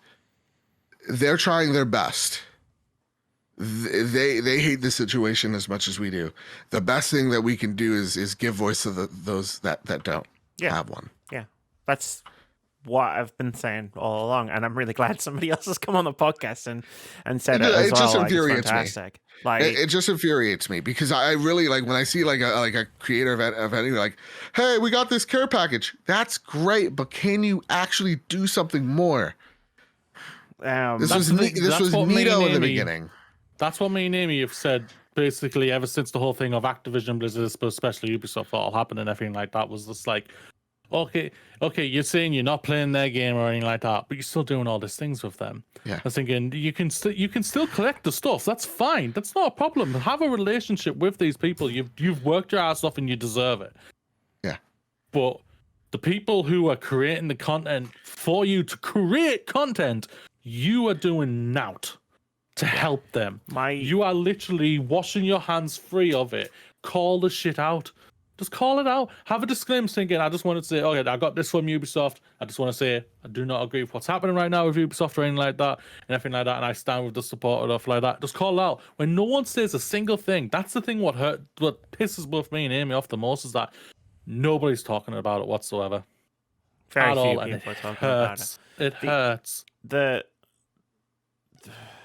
The thing that one of the things that really annoys me is because the discussion whenever it crops up, when it's unavoidable for everybody to talk about it, because it's the thing that's going to drive the views, drive the clicks. It's the conversation of the moment, and then the conversation always turns to, well, how do we support the developers best? Like they've made the game, like shouldn't we play the game like to support them? And it's like, yeah, you can do that, but like you're not supporting the developer by playing the game and then not mentioning everything they went through to make the game. Like that's the opposite of supporting the developer. That's supporting the company. And there's a distinction like that I like to draw where it's like I don't support Ubisoft in any way, but I do support a lot of the people who work at Ubisoft. There's a Ubisoft studio right around the fucking corner from where I live. I know people who work at Ubisoft. They're cool people and I like them a lot. And I think, and like, I know so many cool video game developers, like, and that's part of what drives me with this, where it's just like, I know cool people. The rest of them are probably like 99% cool people, awesome people, fantastic people. And to support them, we need to talk about the shit that they go through and try and get it changed, not just play the games that they make. Yeah. That's my TED Talk. We're all going to have a TED Talk. You can play their games, just call out the shit. Yeah. Fuck yeah. Yeah, I play, like we had the Riot Games thing. I fucking League of Legends, that League of Legends Ruined King was on my fucking Game of the Year list. Like, you can do both. It's not difficult. Right. Anyway, where are we? Oh, yeah. I know where we are now. Team 17 announces, then cancels Worms NFT plans due to fan and studio pushback. This is from Marcus Stewart over at Game Informer. He writes, last week, publisher Team 17 announced the Meta Worms NFT project. Basically, the plan was to create NFTs based on its popular Worms license with the help of NFT maker Reality Gaming Group. Team 17 built these NFTs as environmentally friendly because they were a side chain of Ethereum and produced using RGG's carbon-neutral servers. Team 17 even had plans to donate a portion of the revenue earned from NFT sales to global sustainability firm Coins for Planet and its Refeed Farms initiative, which promotes using worm beds as a cleaner method to produce waste. The NFTs themselves were, of course, just various images of Worms characters. Fans were not pleased and expressed as much on social media. That's not surprising. What did come from left field was the fact that some of Team 17's studio partners were apparently unaware of the initiative and became similarly upset.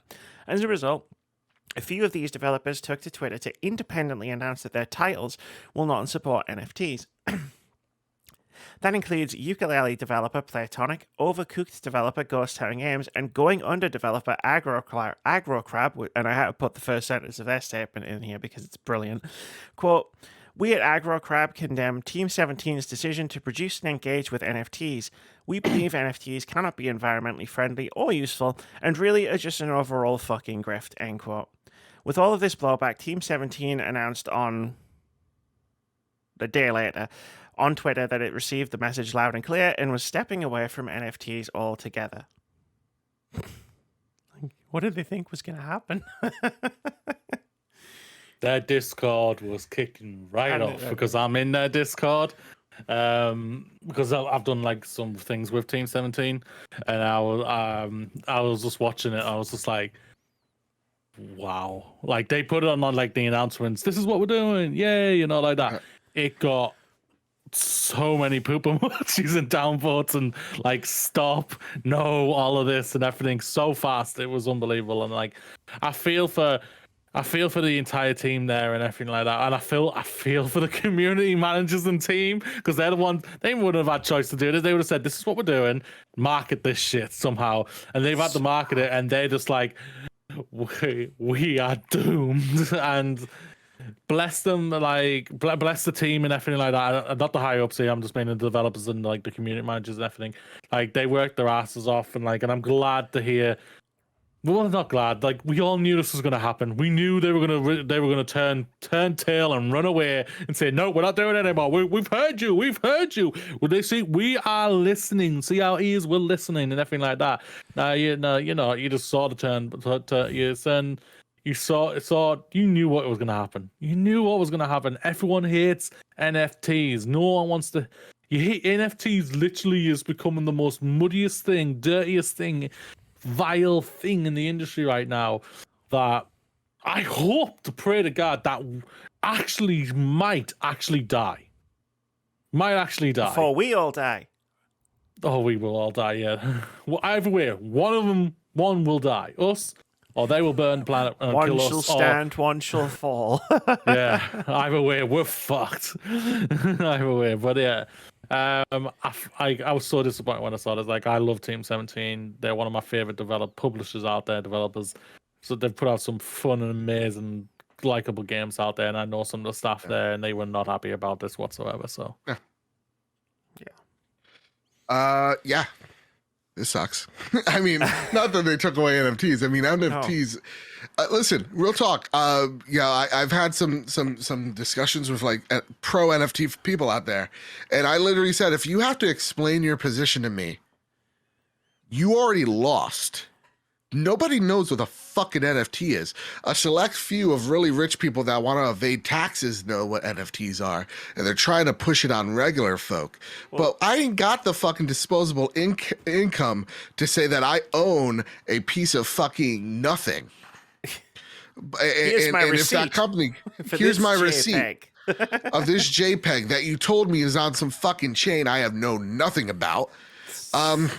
It is dumb, and I don't like it. Now, that said, there are promise with technologies like blockchain, but I don't think the blockchain tech will. I don't think the promise of blockchain is an NFT. I think it's in something different. Unfortunately, it's the way that the tech is being utilized in terms of blockchain. Exactly. So that sucks ass. NFTs are really dumb because we have spent decades programming people saying that your digital content really doesn't matter and you don't own it, right? And we've been okay with that. We've been okay with owning the license to movies. We've been okay with Netflix because we're like, whatever, we'll come back to it, right? You can't tell the LimeWire you can't tell the LimeWire generation, hey, you now own this thing. You really fucking don't. You really don't. This is not like owning a true Picasso. No. It's not. And when you're the picture, it'd be something if it was actually Picasso. But what we're seeing is just a bunch of fucking dumb monkeys with like literal monkeys, chimpanzees with shades and hats on. It's so stupid. It is so the problem dumb. Is the problem is, and I have, unfortunately, because I am the way that I am, done a lot of research into NFTs and crypto and blockchain, because this is a thing that's going to keep popping up. And like, I could sit here for the next 2 hours and I could explain to you why it's terrible. I'm not going to do that. I haven't got the energy for that. It's late. Don't recommend that video. That's 2 hours long as well, and I was never going to watch it. Well, then you can fuck off. I'm recommending it to everybody else because it actually explains the problem with NFTs, crypto, blockchain. Like this, the reason you're seeing NFTs being pushed constantly all of a sudden, right? And it's all of a sudden is because a lot of people have a lot of money invested in crypto, and they can't cash out unless a lot more people come in and put a lot more money into the system, because it's not like they could just walk to a bank with all of their fucking Ethereum coins and go, I'd like to turn this into $500,000, please, because it's not how it works. Like, they need other people to come in and bring the $500,000 so they can cash out. Like, you're being grifted. Like, this is what is happening. Like, this is why it's happening in such a big volume. Yeah. This is why so many big names are being are like putting their NFTs out there. This is why people like that bloody Linkin Park guy said that absolute fucking nonsense about how you can take a skin from one game and put it in all your other games, because that's how video games that's not how work. That works. That's not how that works whatsoever. It is a dumb idea that makes no sense. and is trying to be pawned off like some genius idea, I really don't see. I see how like NFTs could work if you're trying to sell tickets to an event, right? Because tickets, there's a big scalping market in them. I can understand that and how blockchain could be used for things like of that nature. But I cannot for the life of me understand how how in a game that you've already told me I don't fucking own, but I own things in this thing that I don't own. What? No, that's not how it works. If you believe, if you believe in this all digital future and that we're owning these products, then let me trade my game to my friend. Let me sell my game. If that is what you truly believe, then put the games on the fucking blockchain so that I can sell them and redistribute them. But if I can't fucking do that, then this system is dumb and you're just trying to get money out of me. And it's not going to work, Steve Jobs. Damn you, Steve Jobs. It's a solution to a problem that doesn't exist. It's currently searching for a problem to solve. Everything that I have seen that has been told that it solves already has a solution that is better. Ubisoft, though, has told me I just don't get it. Oh, yeah. Yeah. I unfortunately do get it. And let me tell you, it's fucking dumb as shit. No, but like they'd be insistent on it. They're like, no. You don't really get it, though. And it's like, no, I really do get it. Sorry, I'm really sorry to tell you. Like, I have a problem in my brain where it's like I have to learn how all of this stuff works before I can go on a podcast and talk about it. That's just how this stupid fucking piece of fucking meat inside this thick skull does things. I do get it, Ubisoft. Yeah. It's terrible. Dan Olsen, line goes up. It's 2 hours and 18 minutes. It's a documentary. It'll just explain the entire thing to you. It's a fantastic video. You can watch it in chapters. It's all in chapters. You don't have to watch it all at once. Watch it like a TV show. Moody's not listening. I'm not. If anything is over 5 minutes long, Moody's like, nah, I'm done. I'm out. My attention span is just not there these days. My attention span is really short, so. Fair. It's, like I say, I don't want to try and paraphrase his entire video. So let's move on to all the other dumb shit NFTs have been involved in the past week. There's a big list. It kept getting bigger over the weekend. I did the notes on Friday night thinking there'd be no more news, but then I was like, oh, this happened and oh, this happened. Here's a list of things that NFTs have fucked up this week. Hit Piece, which is an NFT company thing, has been selling music and entire albums as NFTs without permission, including video game music. You love to see it. You absolutely love to see it. Good job, guys. We bought an NFT of the book. Oh my God. What was it? Dune. And we are going to redistribute Dune. It is so funny. Real talk, can I get real with you guys? Go first. It is funny that NFT really has brought people together. Like, in more ways than one, because there are people that are like in my circle that are conservative and they're like, this is the dumbest thing ever. And I turn to them going, would you like to form an alliance? like, I see. And then like there's like the pro NFT bro where they're like incredible. Like there's either one side that's incredibly progressive and incredibly left leaning. And then there are like the incredibly right leaning, and they're looking at each other NFT pros going, would you like to form an alliance for completely opposing and different ideas of what we could do with this technology? Yes. It is nuts. I forgot about the Dune book. It's like they thought they owned Dune. They thought they owned Dune. Lunatics. You fucking clowns. I was going to say, Lionsgate and Warner Brothers would like to argue with this. Yeah, that's not how this works, like to have a talk with you. We're going to burn all the copies of the book so it's only available on the play. Oh, my God. The next one is Ubisoft's NFT partner, Frontier, started selling non-Ubisoft Quartz tokens on OpenSea, an Ethereum blockchain, which is the total opposite of being an eco-friendly NFT partner, as Ubisoft claimed when they announced Quartz. Fuck off! Yay! Let's destroy the planet for non-fungible tokens. this is the thing about there are a massive amount of blockchain, just big areas that are owned by a lot of companies. Like I'm pretty sure my teacher told me Capcom was one of them and everything. So I'm just like they're all getting ready for this, and if it blows up, they're all gonna come boom. But hopefully, because of this fight back that all the time this is happening and everything like that, we can push back and stop this altogether. Yeah, you're gonna get the idiots like Ubisoft and all like that who are gonna say, "Yeah, you just don't get it, and we want to make money, so Ubisoft we're right and you're wrong, so go away." Ubisoft have always been at the forefront of things like this, right? They're always at the forefront of stupidity. microtransactions, and they've always been able to power through all of the pushback. Yeah. But I don't think this is going to work because this is a very Ubisoft's always at the they are the most experimental publisher, that's for sure. So I understand they're like, hey, let's be in the beginning stage of this thing that we don't fully understand. But like I've heard like, dude, they've put people in charge of this thing that don't want to be in charge of this thing. Oh, like nobody in Ubisoft wants this. Nobody can explain it. Nobody in Ubisoft can explain why it's going to benefit me. But that said, and I mean to nail this one home, the quotes above of the better Ubisoft tweets, really go to show they don't give a fuck. I mean, they don't give a fuck. Troy Baker U-turned on his recently announced NFT partnership with VoiceVerse after backlash, apologizing to people he called haters, claiming the comment was, quote, a bad attempt at levity, end quote. I thought we already talked about Troy Baker one. I was surprised. No, that was when he did actually came out. I really just don't like how he has really good fucking hair. Yeah, he took like 2 weeks to do it. Really great. You know what? I watched the Watch Play Listen with them trying to they're talking him off the cliff.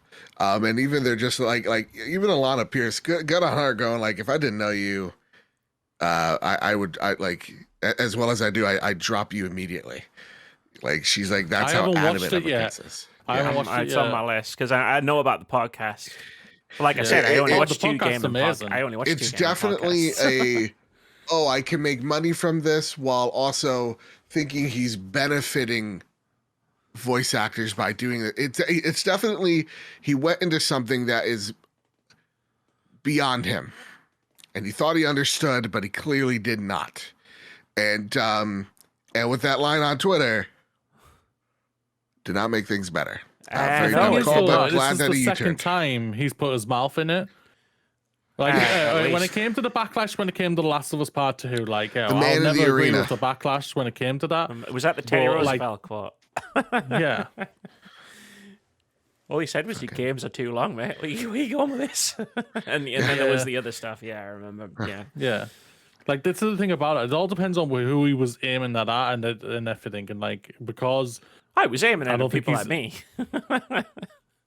He would turn around and just say, "Listen, what the fuck are you playing at with this?" Yeah, I'm a hater. Yeah. The thing is, the worst thing is about it. It's one of the biggest and one of the most important speeches in the world, and he's made everyone hate on it now because of it. And that's the thing about it. Oh God.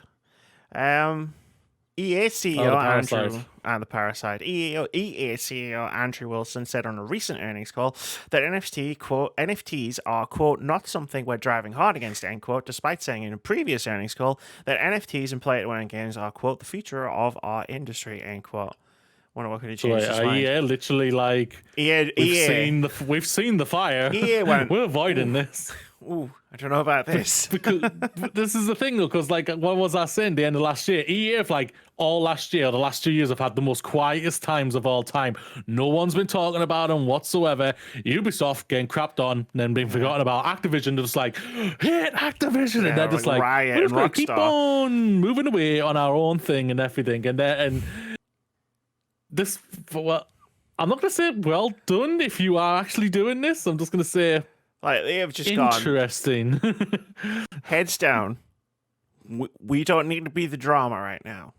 Yeah. And just slowly come out and said, Respawn are doing 3 Star Wars games, everyone. Shut up. Be happy. Be happy. We're different.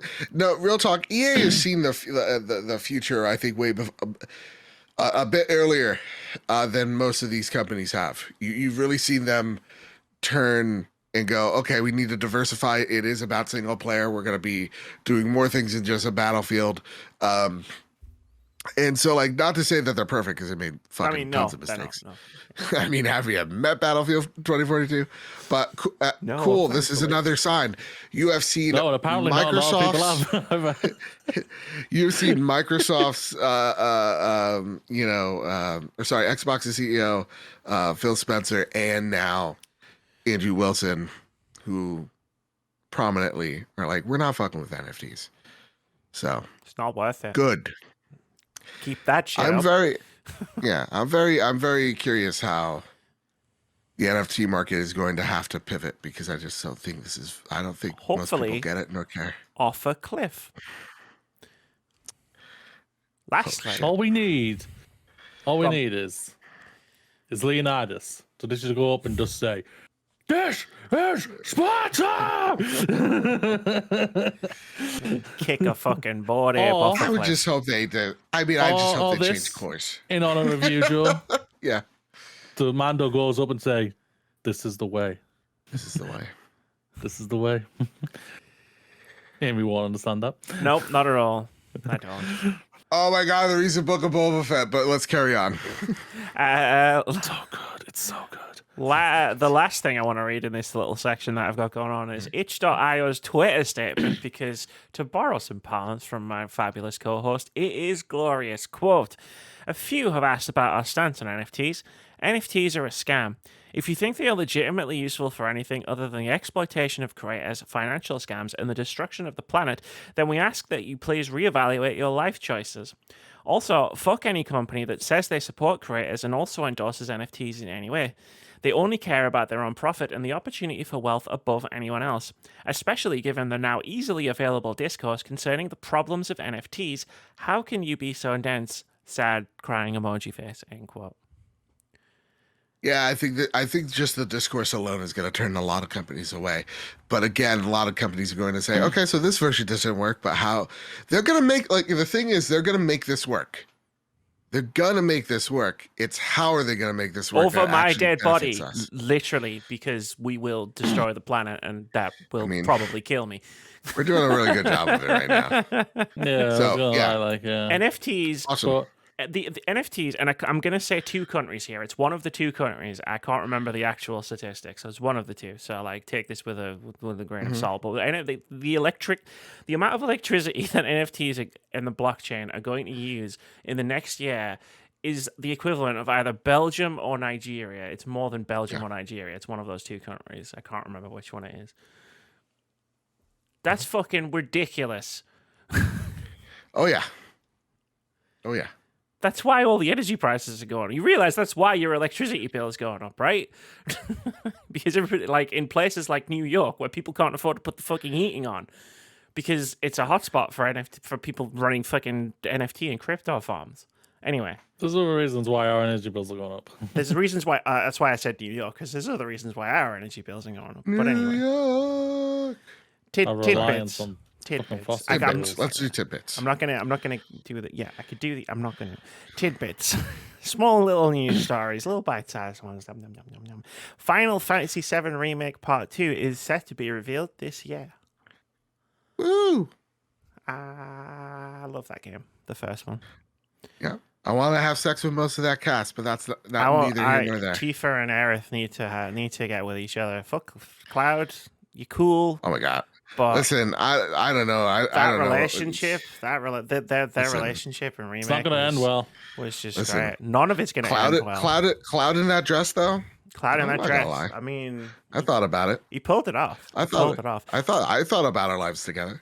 I was so worried. I was so scared of that sequence, by the way. Like, if the game, I think knowing it was coming. And I played it, and it was fucking incredible. Yeah. So, like, yeah, I will shout out to them. I will shout that out every chance I get. Yeah. That could have been a very problematic. That was messy scene, and they nailed it. Yeah. Respect them for that. Psychonauts 2 won Game of the Year at the New York Video Game Awards, and Rebecca Valentine won a Best Journalism Award too. I want to add that in because we like Rebecca Valentine's journalism here. The only real journalist on IGN, so. Oh, damn. Oh, hot damn. Oh, damn. Switch is now Nintendo's best-selling console of all time, having sold more than 103 million units. Nintendo claims the console is, quote, in the middle of its life cycle, end quote. Oh man, that piece of hardware. Yeah, no, this is gonna be the top selling console of all time. I'm putting money on it. I've been saying it for years now. It's on its way. It's on its way. Well, you think it's gonna catch PlayStation 2, do you? Absolutely. 52 million If it's away. midway through its life cycle, yeah, man, this is going places. Breath of the Wild 2 is coming out, man. When Switch launched, Nintendo I never sold. said no, it is not. No, I just wanted. I like this fact, so I'm going to throw it out there. When the Nintendo Switch launched, they sold more copies of Breath of the Wild than they did Switches. Beautiful. Yeah, we know that. I know. It's a really funny fact, and I like bringing it up. Because it was on 2 platforms. No, on Switch, the Switch version of Breath of the Wild outsold the Switch. You love to see it. You love to see it. Well done, then. Speaking of big sales, Pokemon Legends Arceus sold 6.5 million copies in a week, beating the combined sales total of Sword and Shield in the same period. That's not a surprise to me. The Pokemon is a big franchise that sells every time. If anyone ever comes up and says, it's only Pokemon, you do not know anything, mate, at all. Yeah, it was always going to sell. Congratulations to him. Cheers. Our review is probably not going to be for like another 2 weeks, give or take, because I have not completed it yet. But I am loving what I've played so far. Awesome. Looking forward to it. But do you know what sold even better? Sorry. Do you know what has bigger numbers right now? Monster Hunter Rise sold 7.7 million copies on Switch in 2021. It's now the 7th best-selling Capcom game ever. Resident Evil Village is 10th. Good for Monster Capcom. Hunter, man, like it's a dope series. And it was a quiet. I'm gonna lie, for myself on my half. Monster Hunter was a quiet franchise. Then Monster Hunter World was revealed at PlayStation conference, and that was a lot of people was like, "That looks amazing." And then it comes out, nails it. It's like isn't Monster Hunter World the best-selling game for Capcom? I'm pretty sure that is.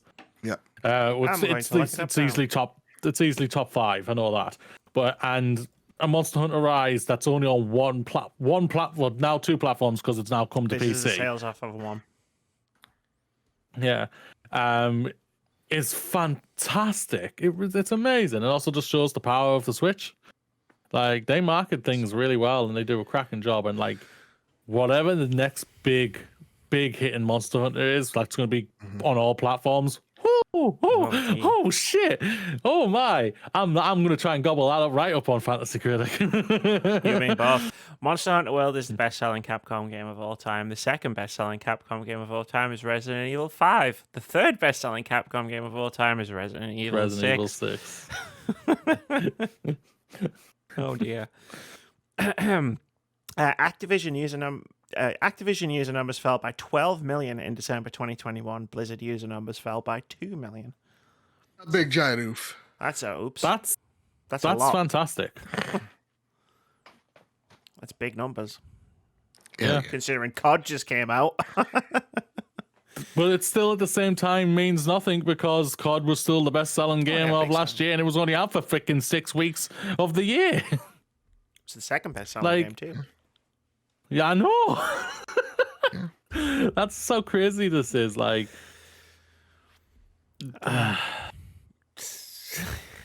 Rocksteady's Suicide Squad Kill the Justice League has reportedly been delayed to 2023. Of course it was. Yeah. Knew that was coming. We knew that was. That's not this year game. They were not going to drop 2 Batman universe games or superhero games in the same year. They were never going to do it. Yeah.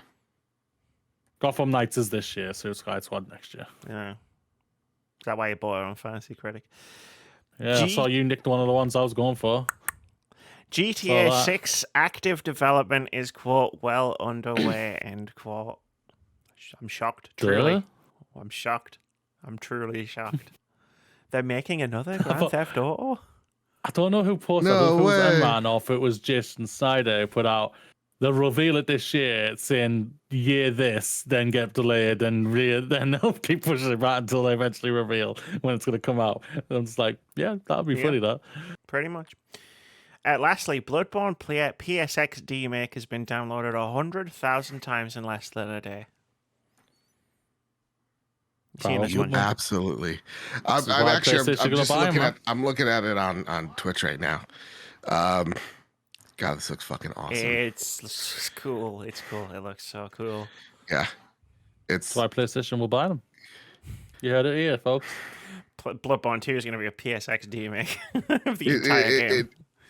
I'm telling you guys, it's Blue Point. Blue Point's making the remake. And it looks like they're gonna make this. the sequel. And if it looks like this, I will love it so. What remake? Bloodborne. What? They're just going to do a remake of Bloodborne itself? That sounds a little silly. Because they gotta do the sequel. They got to prove themselves that they can handle it, that they can understand the moment to moment gameplay, the mechanics. They got to learn the engine. And Sony wants to make a quick buck out of you, and I will pay $70 for it, and no questions asked. I don't know why I've just said it's stupid, because we're getting a Last of Us remake this year, so probably. Yeah. I mean, by the time it comes out, it'll be 2023. Bloodborne came out 2015, right? Yeah. It'd be 8 years. A lot of people think like that's not a large chunk of change, but there was 2 presidents in that time, so guess what? A lot could change. It's a lot of change. So yeah, no, absolutely, we're gonna get that. This looks fucking awesome, and I'm gonna buy this. It's free. I mean, I'm sorry, not buy it. I mean, I already downloaded it. I mean, I'm gonna play it. Hell yeah, I'm gonna play it too. It's on my to-do list. It's made by one person. Well, actually, it was made by a team. But it was started by one person. It was one person. A team of one person. One trans person. Whoop. Mooney, I've run out of things. It's time for games out this week. Ollie Ollie World. It's already out. Reviews up. Go and check the reviews. I don't want to talk about it. It's a bold new It is on the trophy room, the video review. And it's also going to be on the podcast this week, so check that out. Sweet. Ollie Ollie World is a bold new skateboard action platformer that's bursting with personality. Flip and flow through the vivid and vibrant world of Radalana, whatever.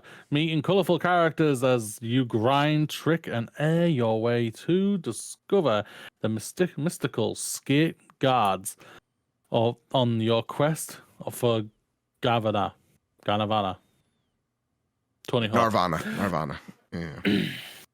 Sifu. PlayStation, PC. Oh, I forgot. Ollie Ollie World's PlayStation, Xbox, Switch, and PC. Sifu, PlayStation, and PC. Sifu is the new game of Soulclap, the independent studio behind Absola, third-person action game featuring intense hand-to-hand combat. It puts you in control of a young kung fu student on the path of revenge. Joe, apparently you hate this game. Yep. I don't like it very much. No, it's really a love and a hate. The moment-to-moment gameplay, when you nail things, feels great. When you don't, it feels... So, before we get into the difficulty bullshit argument, I have no problem with games that pose a challenge. As we just mentioned, I love Bloodborne. It's literally one of my favorite games of all time. From Software, I revere them. And the reason why I revere them is that they offer a challenge that is fair. They're not here to punish you. They want you to get through it, but they're offering you a fair, leveled playing field to get to the end, right? So pretty much as long as you obey the rules, we'll obey the rules. I've platinumed Sekiro, right? This is a game that's all about parrying, dodging, and your stamina meter being tied to pairing perfect parries together. Sifu does the same thing here. The only thing about Sifu is that it rewards precise precision. There are times where I'm guessing in Sifu because the enemy tells, aren't great. Some of the bosses feel unfair. Some of the bosses feel like luck. And sometimes if you try to break it down like a rhythm game, that makes sense.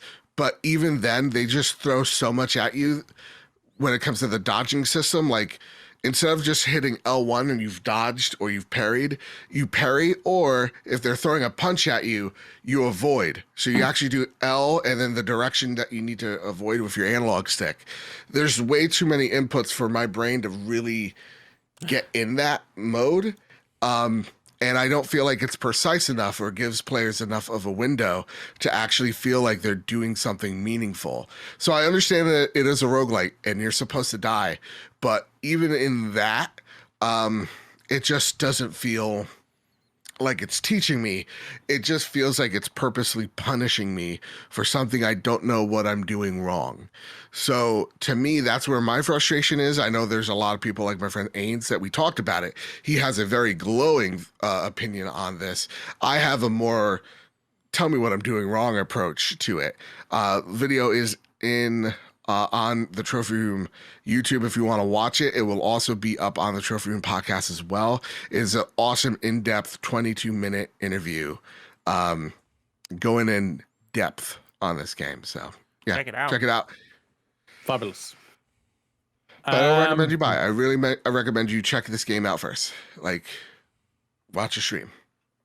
Sweet. Marilyn Perry PC is a game about crisis. So you play as Perry, a severely dehydrated man who stumbles into a remote village in search of help, but the inhabitants respond with strange detachment to your trouble. You may think that the nearby fountain is a safe means to quench your dry thirst, but you would soon find yourself in search of aid for a snake bite. That's a lager shandy. No, that's a lager cider. That's weird. And before you know it, you will be chased by bees, fending off bears, cursed by a trauma. I can't say that word. Ghost. And Just say most ghost. a ghost, and most likely on fire. That's the weirdest game I've ever read. Yeah. Crossfire X, Xbox, and Game Pass, a legendary PC franchise, comes to Xbox in a fast-paced first-person shooter, offered a variety of multiplayer experiences and cinematic campaigns that explores the global conflict between the world's two most formidable private military factions.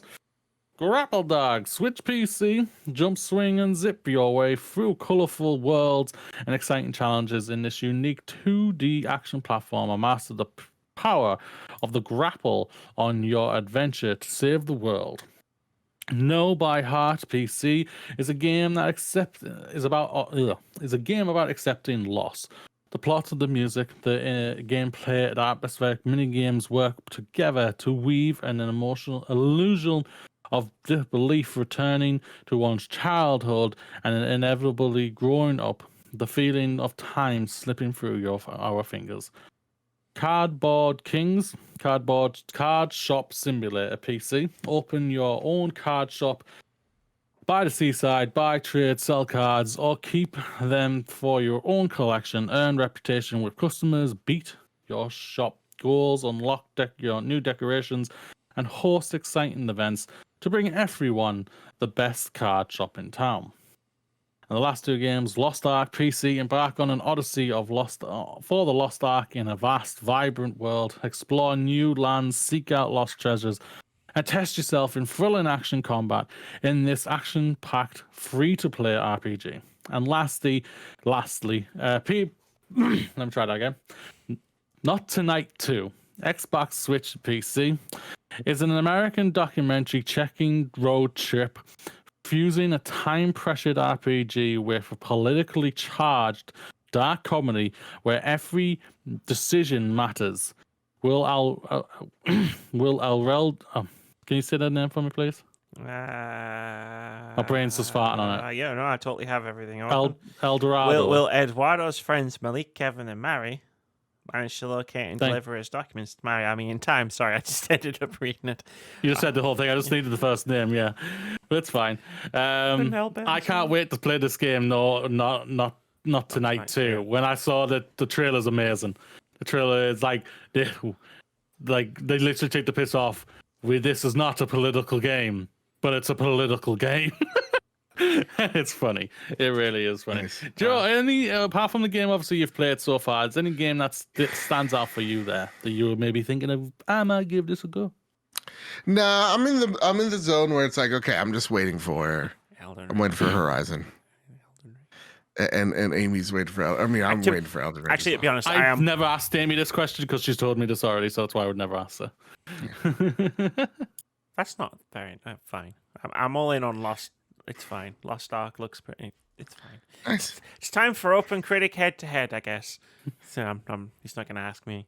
This is the game we play every single week where we try to guess the OpenCritic average of one upcoming game. And I totally got fucking screwed over by a review embargo dropping on a Sunday. Whoever gets as closest to the score gets a point. If you manage to guess the score correctly, you get 2 points. Last week, we tried to guess the OpenCritic average of Dying Light 2 Stay Human. I guessed it would get an 80. Mooney guessed it would get an 81. And at the time of recording, Dying Light 2 Stay Human has an OpenCritic average of 77, which ties the scores 1-1.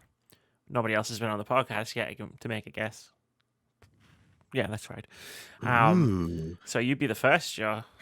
You're going to be the first, because this week, we're going to try and guess the OpenCritic average of Lost Ark. It was going to be Sifu.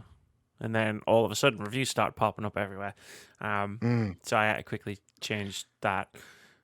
I'm gonna. Oh, can I go? I'm sorry. No, you go first. Oh, okay.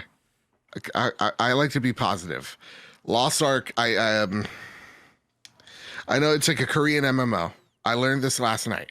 I met a kind person by the name of Char. They were very excited about Lost Ark.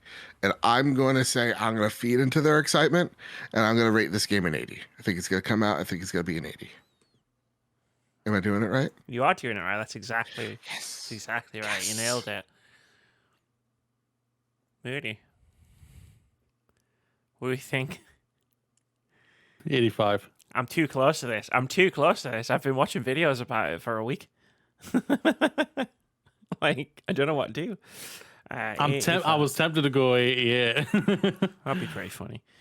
It's an online game. It might not work properly when it comes out. Could get bad reviews. I don't know what to do. I'm gonna guess it's gonna get an oops. I almost turned my laptop off. 82. That's gonna be my guess. All right. We'll see what happens next week. In Amy's heart, it's already a 10 out of 10. But we don't listen to Amy's heart when we're playing these games because that always goes badly. True. Oh, God, no. Yeah. Oh, God, remember Avengers. We'll do fantasy critic. I'm going to roll this dice. I'm going to roll this and dice. We'll see where I'm going to land. 96. Oh, fuck. Never did that again. Never going to do that again. We'll do a fantasy critic check-in next week. That's it. We're done for 291, the 291st episode of the Words About Games podcast with a fantastic, amazing guest co-host in Joseph Moran. Where can everybody find you? You can find me over at the Trophy Room, a PlayStation podcast where me and my best friend Kyle talk about the latest, the greatest in all things PlayStation. You can find us over on Apple Podcasts and Spotify. And if you rate us 5 stars on either of those platforms, you can tweet at us at Mr. Babbitt or at PS Trophy Room with your review, and you are entered to win either Horizon Forbidden West or Elden Ring. So make sure y'all jump on that. And y'all, thank you so much for having me. I had a blast, as always. Of course. We love having you on the podcast. It's great. I love being here. I like talking to y'all, you know? It's a lot of fun. It's a lot of fun. We sometimes you just need to talk shit about Microsoft. I mean, talk things about PlayStation. Yeah, man. Yeah. The past few weeks have been really really awesome at the Trophy Room, and I love that the community is really getting our shtick that we are very much celebrating games while covering PlayStation rather than just blindly celebrating PlayStation and shitting on Xbox. I'm really happy to see where we've really taken the show. It's a good shtick. It's a good podcast. Good shtick indeed. Thank you. Yeah, makes God me feel bless nice. Kyle. Yeah, Yeah. he's the fucking best. Kyle is the He best really too. is. We'll get him on the podcast one day for a full episode as well. Hell yeah. Hell yeah. And Moody will probably find me somebody else called Joe at some point in 2022. Because that's what he does. Everybody has to be called Joe. I'll just walk into a bar or a cafe and say, Joe! Yeah? Yeah, Would have been a You'll podcast. do. that's how it feels like. That's how it feels like now. Yeah. Yeah, so that is going to do it for this episode. Moody, I forgot to do this last week. Are we still doing it? Are we still doing the ending the podcast on a positive note? I'll do it next week. We'll do it next week. Okay, cool. I Next completely week. forgot to do that last week. Just stay safe, everyone. Have an amazing week and be good. That is To one going to do another. it. Say bye, everybody. Bye-bye. Amazing. This is the way.